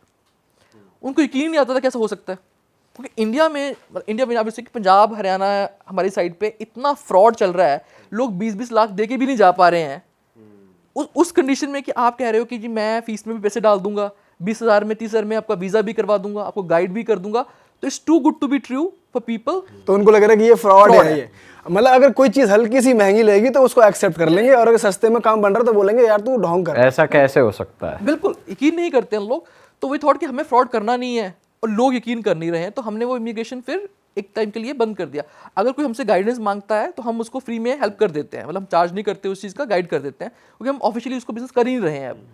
तो हमारा एक्सपोजर हुआ लॉजिस्टिक इंडस्ट्री से। तो यूएस में लॉजिस्टिक का बहुत बूम है, आपको सुना होगा ट्रकिंग चलती है वहाँ पे, तो ट्रकिंग के अलावा एक ब्रोकरेज बिजनेस है। तो आपके ट्रक नहीं होते, आप एक जगह से दूसरी जगह पे माल का कॉन्ट्रैक्ट लेते हो, उसके लिए फिर कैरियर्स हायर करते हो और उनको ट्रांसफर करते हो। तो बेसिकली आप कस्टमर से भी कमीशन लेते हो और कैरियर से भी कमीशन लेते हो, and this is how you make money. तो ये हमें मतलब मिला चैनल, तो हमने इस पे स्टार्ट किया। तो यूएस में मेरी खुद की कंपनी थी जिस पे हमने सारा वर्कआउट किया और बहुत अच्छा रिस्पॉन्स आया उसका। हमने काम किया इंडिया में, फिर उसका बैक ऑफिस खोला, इंडिया में बहुत अच्छे लोगों ने काम किया। कंपनी कभी एक इंसान नहीं बनाता है, ये आप मान के चलो। अगर आपको बिजनेस करना है तो आपको ऐसे लोग चाहिए जो आपके साथ पिलर बन के खड़े हों और आपके लिए चीज़ें ड्राइव करें। तो मुझे बहुत अच्छे लोग मिले जिन्होंने मेरे बिजनेस को सपोर्ट किया, चलाया, लेके गए आगे तक। और यूएस में भी हमारी कंपनी अच्छी ग्रो कर गई, इंडिया में भी बैक ऑफिस अच्छा ग्रो कर गया। 2020 में हम 4 लोग थे और 2023 में हम 400 लोग थे। ओ भाई साहब। मोहाली में ब्रांच, जलंधर में ब्रांच, जयपुर में, इंदौर में, कोलकाता में, यूएस में, यूके में, कनाडा में 2 थी हमारी, एक ब्रैम्पटन में थी और एक ओटावा में थी। यूएस के अंदर डेलावेयर में हमारी ब्रांच, फिर हमारी फिली में एक ब्रांच, उसके बाद हम जर्सी में ब्रांच खोलने वाले थे। थाईलैंड मुझे बहुत पसंद है, नॉट जस्ट कि एक चीज़ के लिए। थाईलैंड अगर आप जाओगे तो इट्स अ इंटरेस्टिंग प्लेस, एक चीज़ छोड़ दो आप, उसके अलावा बहुत अच्छा है वो। और Thailand is a very good place अगर आपको बिजनेस भी करना है लॉजिस्टिक का, बिकॉज ट्रांसपोर्टेशन का वहाँ से बहुत अच्छा चलता है। सिंगापुर, वियतनाम सब उसके पास हैं और बहुत सस्ता पड़ता है आपको। दुबई में भी पोर्ट है, दुबई आपको महंगा पड़ता है। तो हमने वहाँ पे भी अपना बिजनेस सेटअप किया ताकि हम सारा जो एक्सपोर्ट है वो वहाँ से भी साउथ एशिया का वहाँ से भी ले सके। इंडिया से तो हम ऑलरेडी काम कर रहे थे, तो हम 4 लोगों की कंपनी 400 तक पहुँच गए 3 साल में। तो मतलब बहुत अच्छे लोगों की वजह से जिन्होंने हमारे साथ काम किया। पर वो होता है ना, जब आप ग्रो बहुत रैपिडली करते हो तो फिर वो डाउनफॉल भी, कुछ लोग गिराने वाले भी मिल जाते हैं, कुछ लोग गिराने वाले भी हुआ मिल ऐसा जाते हैं। आपके? हाँ बिल्कुल हुआ। यही तो चीज़ है जो मतलब मैं इंडिया में, मुझे लगता है कि सबसे मेरा बैड एक्सपीरियंस था लोगों का एक्सपीरियंस। मेरा काम करना शुरू से रहा है ऐसे लोगों के साथ जहाँ पे ट्रस्टवर्दीनेस रही है। आप काम करते हो उनके साथ, 8 घंटे का आपका शिफ्ट टाइम है, आप 8 घंटे डेडिकेटली काम करते हो। इंडिया में भी वो चीज़ है, लेकिन इंडिया में क्या है कि थोड़ा सा अगर किसी ने ज़्यादा पैसा ऑफर कर दिया या कुछ भी, तो लोग जल्दी डगमगा जाते हैं, बदल जाते हैं। हर इंसान नहीं, बिकॉज मेरे साथ ऐसे लोग भी हैं जिन्होंने फ्रॉड किया, ऐसे लोग हैं जिन्होंने कहा कि 3 महीने सैलरी नहीं मिलेगी तो भी हम काम करेंगे, आप दिल मत हारो। तो मैं सबको ब्लेम नहीं कर सकता, लेकिन कुछ लोग हैं, चुनिंदा लोग ऐसे हैं जो सेल्फिशनेस की वजह से अपना भी और दूसरे का भी काम खराब करते हैं। 2021 की बात है, मतलब मेरा ब्रेकअप हुआ था, तो I was going through a very bad phase. तो मेरा इंडिया में बहुत माइंड थोड़ा सा डिप्रेसिव मोड में चला गया था, तो मैं चला गया यूके। अपनी मेरी सिस्टर है वहाँ पे रुचि, तो उनके पास चला गया मैं, थोड़ा सा कि मेरा माइंड ठीक होगा और सपोर्ट होता है ना बहन का एक, तो वहाँ पे चला गया मैं। तो पीछे से क्या हुआ, मेरा जो मैनेजर था उसने मेरी ही कंपनी जो जिसके साथ मेरा कॉन्ट्रैक्ट था उनके साथ क्लैब करके मुझे बाहर कर दिया, पीछे से पूरा टेक ओवर कर लिया। और जब तक मैं वापस आया वो पूरी कंपनी स्टाफ लेके गायब था। उसको उस कंपनी ने 10-15 लाख रुपए ऑफर किया होगा एक्स्ट्रा, थोड़ा सा परसेंटेज हम ले रहे थे 80% उस कंपनी से काम करने का, वो 50 में मान गया। वो कंपनी बोल रही है कि 30% एक्स्ट्रा क्यों देना है जब बच रहा है। सही बात है, काम तो वही कर रहे थे ना एट द एंड। इस चक्कर में दिसंबर और जनवरी के इनवॉइसेस पे नहीं हुए, 2-2.5 करोड़ हमारा खत्म हो गया। बिल्कुल जुलाई में हमने काम शुरू किया और दिसंबर में पहला ही गेड़ लग गया, जितना कमाया वो ज़ीरो हो गया। कुदरती ये था कि मैं यूके में काम करता था, कुछ मेरी सेविंग थी, कुछ फैमिली की सेविंग थी, तो मैंने उसको सर्वाइव कर लिया। फिर मैंने कहा कि मैं किसी से काम नहीं करूँगा, उसलिए फिर मैंने यूएस में खुद की कंपनी खोली, फिर खुद की कंपनी के साथ काम किया। अब उसमें क्या हुआ कि फिर एक्सपैंड वही रैपिडली किया। अब लोगों पे ट्रस्ट तो करना ही था। अब 100 में से 10 लोग बुरे भी निकलते हैं, 90 लोग बहुत अच्छे थे। अब 10 लोग ऐसे निकल आए। मैंने नवंबर 2022 में एक बंदे को हायर किया, जिसकी मैंने आपको पहले बात बताई थी कि जुआरी था। यही है वो जुआरी। यही है वो जुआरी। बहुत अच्छा काम किया। जब पैसे की ज़रूरत पड़ी तो भाई ने इन्वॉइसेस को इन्फ्लेट किया, अपना कमीशन ज़्यादा शो किया। जब तक वो चीज़ आई, अपना कमीशन लेके गायब। यूएस में एक ट्रक की, अब भगवान जानता है वो मिला था या नहीं मिला था, यूएस में कैंडीज का ट्रक चोरी हो गया $17,000 की का। वो क्लेम बनता बनता 3 करोड़ तक पहुंच गया। इंटरेस्ट लगाते लगाते। इंटरेस्ट नहीं, मतलब उसमें क्या था कि हमने किसी की कैंडीज को ट्रांसपोर्ट किया ए से बी। अब उसने आप ब्रोकर थे, आप कैंडी वाले को भी आप जवाब दोगे और ट्रक वाले को अभी आप ट्रक वाला जवाब तो दो। चोर था। अच्छा। ट्रक वाला चोरी करके ले गया ट्रक को। ट्रक ही नहीं पहुंचा वहां पे। ट्रक ही नहीं पहुंचा वहां पे, और पुलिस वाले रिपोर्ट नहीं लिख रहे। वो बोल रहे हैं कि ट्रक चला है जी कैली से, अब कैली में लिखाओ। कैली वाले बोलते हैं ट्रक गया फिली में, फिली में लिखाओ। और फिली वाले बोलते हैं रास्ते में कितनी कहाँ स्टेट्स चोरी हुआ है? लिखाओ। हमें क्या पता। बाप रे। और हुआ क्या कि उसके कस्टमर ने उस पर क्लेम डाल दिया लॉस ऑफ इनकम का भी, कि अगर ये कैंडीज मार्केट में जाती तो 17,000 की जगह पे 100,000 की बिकती, तो मेरा 100,000 का लॉस हुआ। अब प्लस इतने टाइम से साल हो गया इस चीज़ को चलते, तो इतना इंटरेस्ट पड़ गया, इतनी लॉयर की फीस पड़ गई। उसने मेरा कस्टमर उस पर केस कर दिया, मेरे कस्टमर ने मेरे पे केस कर दिया। अब मैंने केस करना है आगे लॉयर उस पे, ट्रक वाले पे। पर वो तो बंद कर कंपनी गायब है। और यूएस में लॉ बहुत महंगा चीज़ है। हाँ। अब कंपनी है डेलावेयर में, उसकी कंपनी रजिस्टर्ड है कैलिफोर्निया में, तो डेलावेयर का कैलिफोर्निया पे कोई भी राइट नहीं है। तो पहले मेरे लॉयर को कैलिफोर्निया में लीगल नोटिस भेजना पड़ेगा उसकी कोर्ट को, वहाँ से उसको पार्टी बनाना पड़ेगा, वहाँ से कोर्ट से परमिशन लेके उसको डेलावेयर में लेके आना पड़ेगा, फिर डेलावेयर में केस से पार्टी बनाना पड़ेगा। और लॉयर जो है $500 से $1,000 घंटे का चार्ज करता है। मतलब हो गया 70,000 80,000 रुपए, $1,000 घंटे का। 84,000। और घंटे का भी ये है कि उसने आपको कॉल की, आपने फ़ोन उठाया नहीं उठाया, उसने 20 मिनट के पैसे डाल देने हैं।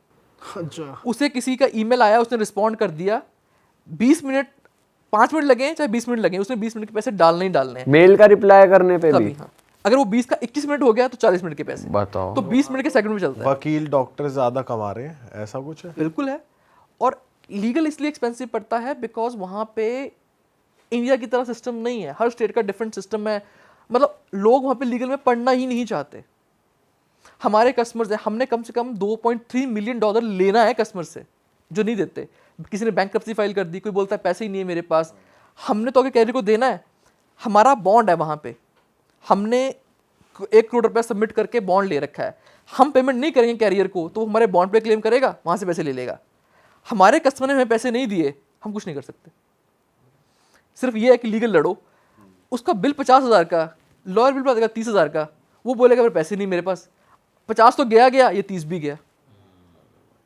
तो लोग, जब हमने स्टार्ट किया था तो इनकम का फ्लो बहुत अच्छा था, मतलब 10 मिलियन से ऊपर का रेवेन्यू था हमारा, 100 करोड़ का आसपास बात पहुंच गई है। इंडिया में भी 100 करोड़ के आसपास का हमारा बिजनेस है। लोगों को लगता है कि यार 100 करोड़ का बिजनेस है, बहुत पैसा होगा, फ्लो कर रहा है, आता है। लेकिन जब ऐसी कोई चीज़ फंस जाती है ना, करेक्ट। तो आपका कितना नुकसान होता है इसमें टोटल कितने? अभी तक हमारा 2.3 मिलियन के आसपास जो पैसा हमने लेना है मार्केट से वो है $2.3 मिलियन। ये बैड डेट में कह लो, अब बैड डेट कह लो। हाँ, तो अभी हमने क्या किया, बेसिकली ये फ्रॉड्स वगैरह की वजह से मैंने एक और कांड कर लिया गलती से, एक टीम को हायर कर लिया मैंने। भाई साहब ने मुझे सपने दिखाए कि मैं तो जी 100K 200K का बिजनेस करता हूँ पर मंथ, मेरी टीम है 11 लोगों की, मैं आऊँगा आपके पास पर मेरे को सैलरी देने के लिए पैसे नहीं है बच्चों को, तो आप ऐसा करें, हम मॉडल करते हैं एजेंसी वाला, तो आप हमको सैलरी नहीं दोगे, आप हमें दोगे हमारी कमीशन 50%, जो भी 60% कमीशन दोगे आप, और उस कमीशन से सैलरी जाएंगी बच्चों की। पर मेरे पास पैसे नहीं है, तो आप पहले 3 महीने इन्वेस्ट कर दो। और वैसे वो ये भी कह रहा है कि मैं इतने कमा रहा हूँ। हाँ, कमा के दे रहा हूँ, इतने कंपनी को कमा के दे रहा हूँ। तो भाई साहब आ गए। मैंने, अब हर बंदे को होप होती है, आशा होती है कि यार इतना कमा के देगा मेरे को, 100 मैं कर रहा हूँ, 100 ये करके देगा, 200 कोई हो गया। अमीर कौन नहीं होना चाहता? जिसने इतना इन्वेस्टमेंट किया है, जिसने इतनी मेहनत की है, हर बंदा अमीर होना चाहता है। तो मैंने उसको ले आया, ऑन बोर्ड हो गया। वो नवंबर के एंड में आया भाई साहब टीम लेके, जिसकी सैलरी 50 थी उसको बोला लाख देना है, जिसकी लाख थी उसको 2 लाख देना है, खुद की सैलरी भाई साहब ने 5 से 8 लाख कर ली। मैंने दे दी ये सोच के कि मैं इसको नहीं दे रहा हूँ क्योंकि ये तो उधार ले रहा है मुझसे। नवंबर की सैलरी ले ली, एडवांस ले लिया, दिसंबर की सैलरी ले ली, एडवांस ले लिया, भाई साहब ऑफिस ही नहीं आए। टीम आ रही है, वो नहीं आ रहे ऑफिस। और मेरी फैमिली में ये बीमार हो गया, मेरा ये हो गया, वो हो गया, 3 महीने तक, वो 4 महीने तक ऑफिस नहीं आया। उसकी टीम ने कोई काम नहीं किया। 2-2.5 करोड़ वो पानी में। पानी में। भाई आपको वैसे इतने लोग धोखा दे जाते हैं, आपने कुंडली वुंडली चेक कराई है अपनी? जैसे शुक्र है, अच्छा है आपका, लड़कियां तो आ रही हैं, धोखे भी बहुत मिल रहे हैं आपको, क्या सीन है? ये उसके बाद एक्चुअली में मैंने मतलब I was gone through a very big depression, क्योंकि इतनी मेहनत करने के बाद, इतना सक्सेसफुल होने के बाद सडनली आप जो भी कर रहे हो वो लॉस जा रहा है। कितनी देर तक आप अपनी इन्वेस्टमेंट लगाओगे? मेरे पापा रिटायर हुए थे उस टाइम पे, 50-60 लाख उन्होंने अपने रिटायरमेंट के फंड्स दिए मुझे। मैंने अपना यूके में घर बेचा, यहाँ पे मेरे पास फ्लैट थे, मैंने वो बेचे। तो मैंने वो सारा फंड्स इकट्ठा करके स्टेबल किया अपने आप को कि चलो कोई बात नहीं, लॉस हुआ है, हम उसको रिकवर कर लेंगे। बट डिप्रेशन मोड मेरा ऑन हो गया, तो I was gone through a very bad face. तो फिर मुझे एक एस्ट्रोलॉजर मिले, गगन सर हैं, उनका नाम है, चंडीगढ़ में है। तो उन्होंने मेरा देखा, रेक्टिफिकेशन की मेरी कुंडली की उन्होंने। मतलब उनका ये था कि कुंडली का टाइम, प्लेस ऑफ बर्थ, जहाँ पे बर्थ हुआ है वहाँ के कोऑर्डिनेट्स, उसके बाद एक्सपेरिमेंट्स कि आपकी लाइफ में ये हुआ है 2008 में, 2009 में, 2011 में। जब तक वो सीक्वेंस ऑफ इवेंट जैसे हुए, जैसे वो चाहते थे, तब तक वो मैच नहीं किए, तब तक उन्होंने मेरी कुंडली नहीं बनाई। तो 4-5 सिटिंग्स लगी, उसके बाद वो कुंडली बनी। एंड देन ही सेड कि ये फेस है, ये ऐसे ही चलेगा, ये प्रॉब्लम्स आएंगी इसके अंदर। तो उन्होंने कहा कि साल लगेगा इसमें, मतलब जो डाउनफॉल है, अभी भी मेरा वो बैड फेस ही चल रहा है। 30 जनवरी तक उन्होंने मुझे बोला हुआ है कि 30 जनवरी तक आपको घिस के चलना है, उसके बाद जो आपने टाइम देखा था उसका 3 गुना अच्छा टाइम देखोगे। बहुत बढ़िया। तो ये चीज़ एस्ट्रोलॉजी मैं पहले बिलीव नहीं करता था। मतलब मेरे साथ फ्रॉड हो चुका है। मैंने एक बार स्टोन ले लिए थे किसी से 20 लाख के, और वो फेक स्टोन थे। मैं विश्वास करके बैठ गया उसके ऊपर। मेरे पेरेंट्स ने मना भी किया था मेरे को, चीनू मत फंस इस चक्कर में, पर मैं कह रहा था नहीं भगवान, मेरे को सब पता है। मेरे को होता है ना, बच्चे होते हैं, हमें लगता है कि हमें अकल है, माँ बाप बेवकूफ़ हैं, उनको सब पता है, उनको एक्टिव सब पता है। करेक्ट। और ले लिए, कोई फ़ायदा नहीं हुआ, मैं खुद कर्जे में आ गया और एंड में पता चला कि वो स्टोन भी फेक है। तो मेरा ना विश्वास ही उठ गया था इन सब चीज़ों से कि यार ये सब फेक है, सब कुछ है। लेकिन जो ये सर मिले मेरे को, इन्होंने मुझे कभी कोई एक्स्ट्रा चार्ज नहीं किया, मर्जी पे है इनके। कई बार ये बोल देते हैं 1000 दे दो, कई बार बोल देते हैं 2000 दे दो, कई बार चार्ज भी नहीं करते हैं। जब कुछ करते हैं तो वो चार्ज भी नहीं करते हैं। सर कि मुझे लोगों की भलाई करनी है, पैसा तो वैसे भी उनके पास है, तो he is not into this for money. Teacher भी हैं, पढ़ाते भी हैं लोगों को एस्ट्रोलॉजी। और इसी ड्यूरेशन में यूके में मेरे को एक दीदी मिले, वो रेकी करते हैं, अगर आपने सुना हो, कोई पॉजिटिव हीलिंग वाली रेकी करते हैं। डिप्रेशन था मेरे को, तो उन्होंने मेरे को बहुत पॉजिटिव हीलिंग दी। स्वप्निल नाम है उनका। उन्होंने बहुत, मतलब 1-2 बार मुझे मिले होंगे वो, लेकिन बच्चों की तरह मुझे वो प्यार करने लग गए, भाई की तरह। और बहुत, मतलब ऐसा होता है घंटे का सेशन था, लेकिन मेरी प्रॉब्लम उनको इतनी लगी कि यार ऐसे कैसे हो सकता है। तो वो जब भी उनको टाइम मिलता मेरे को आपको हीलिंग देते रहते। और मुझे बहुत पॉजिटिव इफेक्ट मिला उसका। मतलब एक टाइम पे मेरा माइंड बहुत नेगेटिव हो गया था, तो वो रेकी से पॉजिटिव हुआ। फिर एस्ट्रोलॉजी मैंने अडेप्ट की लाइफ में, तो थोड़ा सा धीरे धीरे चीज़ें बेटर हुई। मेरा ऑफिस एक टाइम पे 400 लोगों से फिर 10 पे आ गया था। अच्छा, इतना फ्रॉड हुआ। मतलब आप लॉसेस जब आप ले रहे हो, तो आप कहीं ना कहीं, अब देखो लॉसेस मेरी गलती नहीं है, पर ओनर मैं हूँ तो रिस्पॉन्सिबल मैं हूँ। आप मेरे लिए काम कर रहे हो, आपकी तो गलती नहीं है। अब आपको तो मेरी सैलरी देनी है ना। तो ऐसा मोड आया था कि आई थिंक ये मार्च अप्रैल में सारे फ्रॉड हो चुके थे, तो बहुत डाउनफॉल चल रहा था।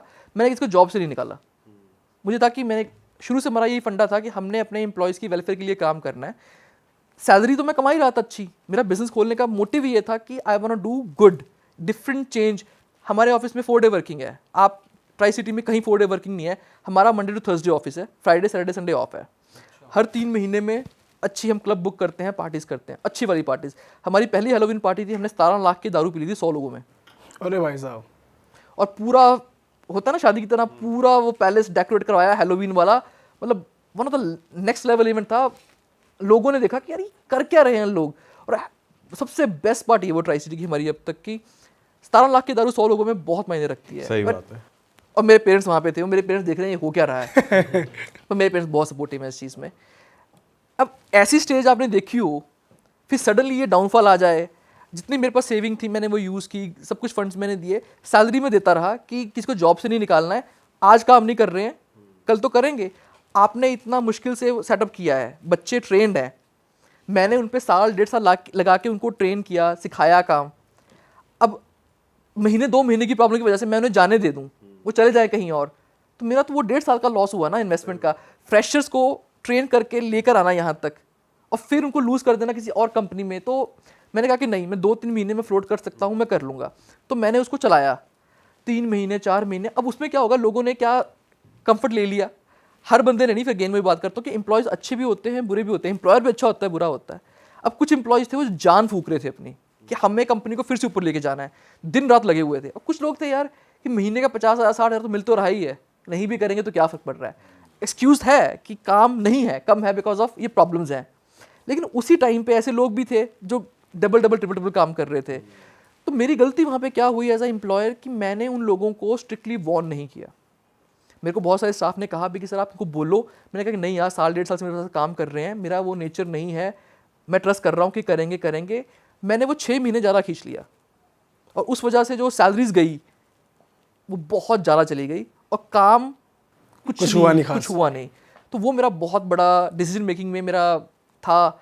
अब 1.5 साल 2 साल सपोर्ट किया लोगों को, लोन, वैसे normally company, small company loan नहीं देती है, हमने बच्चों को 2-2 3-3 लाख लोन तक दिए हुए हैं, गाड़ी के लिए, घर के लिए, शादी के लिए, कई ने वापस भी नहीं किए। वो हमने सबको सपोर्ट किया, लेकिन जब हम एंड में ये चीज़ें नहीं कर पाए, अब वो क्या है कि किसी की 1 महीने की सैलरी लेट हो गई या 2 महीने की सैलरी लेट हो गई बिकॉज हम प्रॉब्लम में हैं। अब वही लोग जाके हमारे खिलाफ नेगेटिव रिव्यूज़ दे रहे हैं कि हमें सैलरी नहीं मिली। सच है, मैं झूठ नहीं मिली। हमने ये कहा कि आपको मिल जाएगी, लेट मिल जाएगी, पर नहीं, हमें अभी चाहिए। हमने ऑफिस में मैकबुक्स दे रखे थे, बच्चे मैकबुक उठा के ले गए। अरे भाई साहब, अगर कुछ कहो तो फिर वो, मतलब आप देख के सोचना, एम्प्लॉयर हमेशा गलत है लोगों के लिए।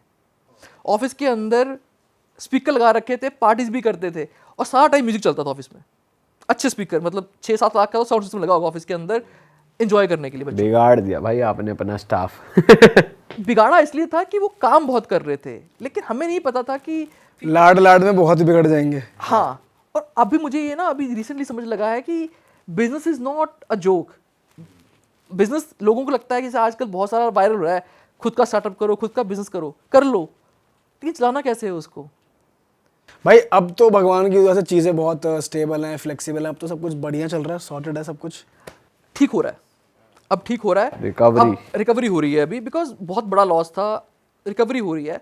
पर अब मैंने एक चीज़ सीख ली है कि मैं अकेला नहीं कर सकता।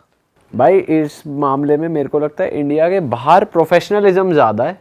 इंडिया में आप चीप लेबर के लिए इन्वेस्ट कर सकते हो, उसी सैलरी में मेहनती लोग आपको मिल जाएंगे, बट साथ ही साथ मुझे लगता है इंडिया के बाहर प्रोफेशनलिज्म ज़्यादा है। अगर आपको काम दे दिया आपने तो चाहे वो फालतू नहीं करेंगे, बट मेहनत, मतलब एफर्ट डालेंगे बाहर के नहीं लोग। हाँ, ये चीज़ है, आप जितने भी आपको फॉरेन में लोग मिलेंगे, 8 घंटे की शिफ्ट को वो 8 घंटे की करेंगे तो पूरी जान उसमें लगा देंगे।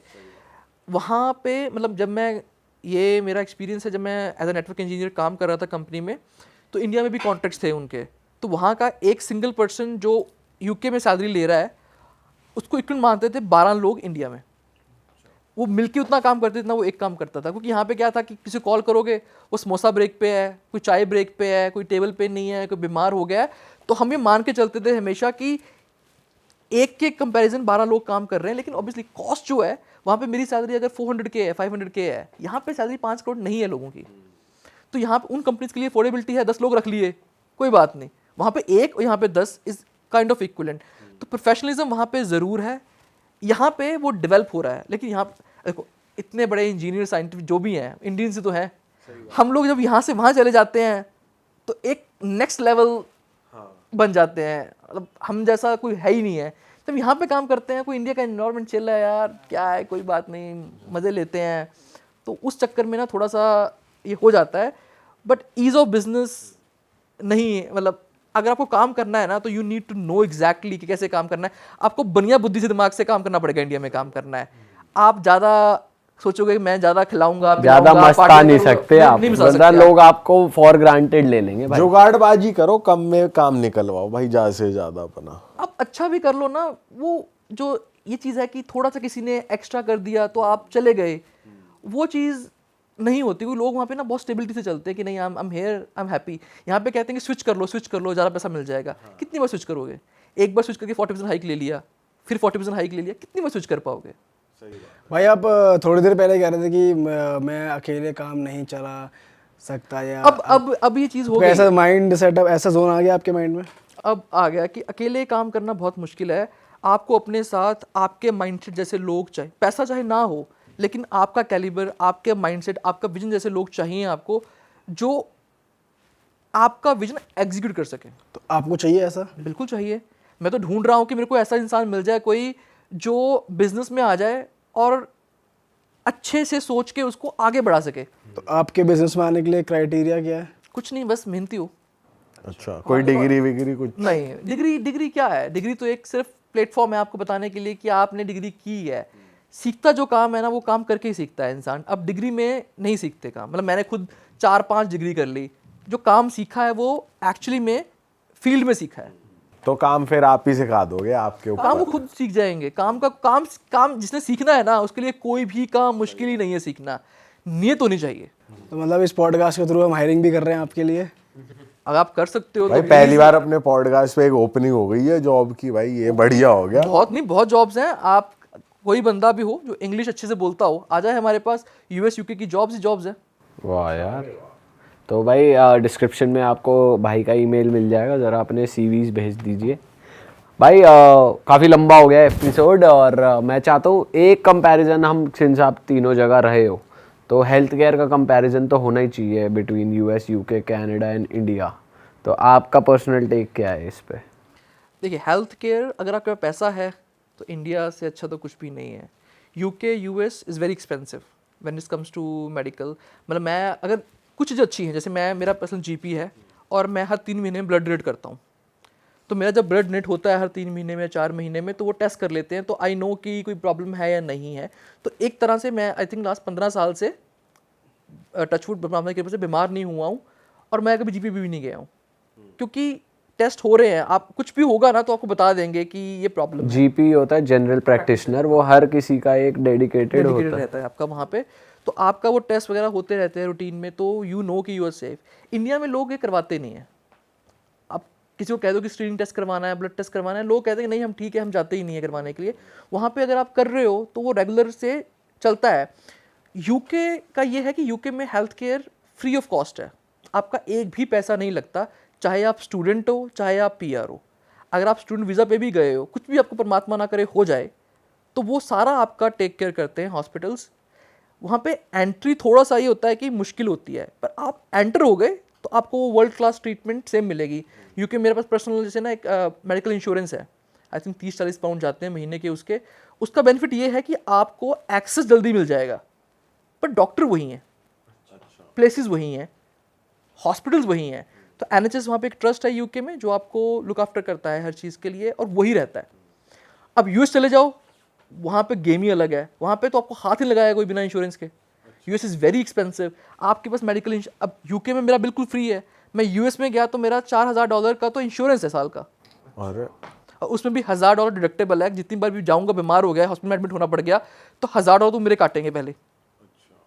एम्बुलेंस बुला लिए, कुछ काट लेंगे। US is very expensive. आप वहाँ पे हो, हेल्थ इंश्योरेंस तो वहाँ मैंडेटरी ही। इंडिया के अंदर मैंने इंश्योरेंस ली थी, आई थिंक 17,000 या 19,000 की, भूपा की 1 करोड़ की इंश्योरेंस मिल जाती है वो मेडिकल इंश्योरेंस, है ना। मैंने यंग एज में ले ली थी तो कोई इतना चक्कर नहीं था। 20,000 रुपये कितना हुआ, $200-250 हुए।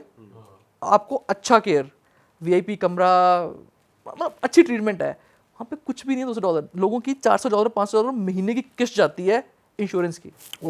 ये मैं आपको बता रहा हूँ, मेरी 4000 इंडिविजुअल की है, जिसकी फैमिली है, बच्चे हैं, उसका और भी एक्सपेंसिव है। लोग मेडिकल इंश्योरेंस को एक एक्सपेंस मान के चलते हैं कि ये तो महीने का मैंडेटरी एक्सपेंस है हाउस एक्सपेंस के साथ जो पे करना है। यूके में ये नहीं है। भाई आपने अपनी बैचलर्स भी यूके से करी, मास्टर्स भी यूके से करी, तो मैं जानना चाहता हूँ आपने यूके ही क्यों चूज़ करा यूके, यूएस, कनाडा में से? अब ना यूके वाली जो स्टोरी है ना, बड़ी फनी स्टोरी है, बताऊँगा तो आप बिलीव भी नहीं करोगे। अब मैं था छोटा सा, आपने मूवी देखी होगी हैरी पॉटर, उसमें है हरमाइनी ग्रेंजर, एमा वॉटसन। मुझे उससे हो गया था प्यार, शिद्दत वाला प्यार। मैं हर समर वेकेशन में उसकी मूवीज़ लगाता, हैरी पॉटर देखता। मतलब हैरी पॉटर तो मेरा सब कुछ हो गया था, बस प्यार में था मैं। And when is come to going abroad, मुझे कुछ नहीं सूझा कि अब मैं जाऊंगा यूके, वहाँ मिलेगी हरमाइनी ग्रेंजर और मैं जाके बोलूंगा कि मुझे तुमसे प्यार है और वो बोलेगी मुझे भी तुमसे वो तो कहाँ होना था। तो मतलब यूके जाने का मेन पर्पस कुछ नहीं था, मुझे कुछ नहीं पता था यूके के बारे में सिवाय ये चीज़ के कि हरमाइनी ग्रेंजर एमा वॉटसन है, एमा वॉटसन ऑक्सफोर्ड में रहती है और मैंने अप्लाई भी ऑक्सफोर्ड किया था, पर ऑक्सफोर्ड का एक्सपेंस मतलब फैमिली मिडिल क्लास है तो Oxford is very expensive. Parents मेरे भेजने को रेडी भी हो गए थे, बट 200-300 के आसपास पड़ता मेरे को उस टाइम पे ऑक्सफोर्ड में पढ़ना और इतना वाज नॉट वर्थ इट। और मैं कोई इतनी क्रीम भी नहीं था, 60-70% वाले बंदे हैं हम, तो इतना नहीं था। तो मैंने फिर जो यूनिवर्सिटी चुन ली कि ठीक है कॉलेज चेंज कर लेते हैं, जाएंगे उसके पास। छोड़ो हरमाइनी को। नहीं हरमाइनी में छोड़नी है, गए उसी के लिए थे कि कॉलेज जगह बदल लेते हैं, उसके पास उसे मिलने चले जाएंगे। वहाँ पे मैं पहुँचा तो जिसे कहते हैं यूके पहुँच गया, बट उस टाइम पे ये था कि जॉब्स वगैरह थी मार्केट में, आप पढ़ते भी हो साथ में जॉब भी करते हो। पहुँचा वहाँ पे, पहला एक्सपीरियंस ही मतलब ख़तरनाक मेरा, बैग लेके कभी ट्रेन में घुस रहा हूँ कभी बस में घुस रहा हूँ, बस उसी टाइम पे भूत उतर गया प्यार मोहब्बत का। कॉलेज पहुँचा, पढ़ाई की, उसके बाद पार्ट टाइम जॉब के लिए वॉलमार्ट में अप्लाई कर दिया, आजदा में, वहाँ पे आजदा बोलते हैं उसको। पहली जॉब थी शेल्फ स्टैकिंग की, वो पानी भरना शेल्फों में, वो वाला काम किया। अब सुबह कॉलेज, रात को शेल्फ स्टैकिंग, कहाँ प्यार याद रहता है। तो धीरे धीरे प्यार फेड हो गया, उतर गया भूत। अब एक्सपीरियंस बड़ा डिफरेंट हुआ कि वहाँ पे मुझे बताया कि बहुत मेरे इंग्लिश फ्रेंड्स थे जो मिले मुझे, द वेरी नाइस, उनका एक्सपीरियंस वैसा था, तो उन्होंने मुझे नई चीज़ें इंट्रोड्यूस कर दिया। कौन सी नई चीज़ है? आपने कभी वर्ड सुना है डॉगिंग का? डॉगिंग? डॉगिंग, डॉगी सुना है, डॉगी स्टाइल सुना है, डॉगिंग नहीं सुना। बस ये डॉगी स्टाइल से रिलेटेड ही चीज़ है।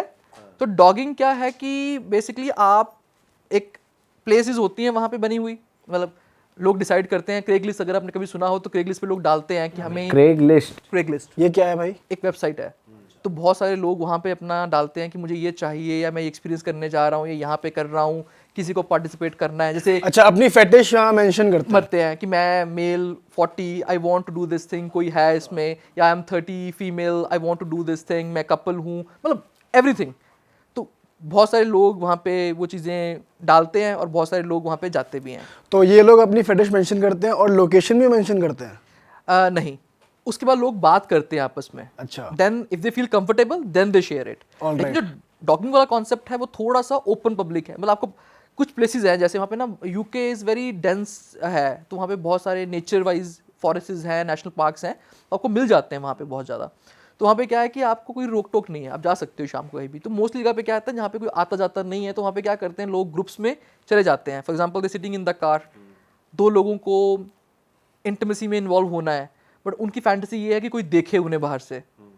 तो देयर आर कोड्स कि मैं 2 बार डिपर मारूंगा तो मैं ये चीज़ कर रहा हूँ, आप मुझे देख सकते हो। और डिपर मार रहे अंदर से वो डिपर मार रहे हैं कार के कि मैं मतलब उस टाइम पे जब मैं था तो मुझे बताया गया था कि 2 डिपर मारे हैं, मतलब they want somebody to see them. और अगर सिंगल डिपर मारा तो? सिंगल डिपर मारा कि मतलब वो सिंगल बंदा बैठा है, सिंगल डिपर मार रहा है, मतलब ज्वाइन कर लो। लड़का है तो उसे लड़की चाहिए, लड़की है तो उसे लड़का चाहिए।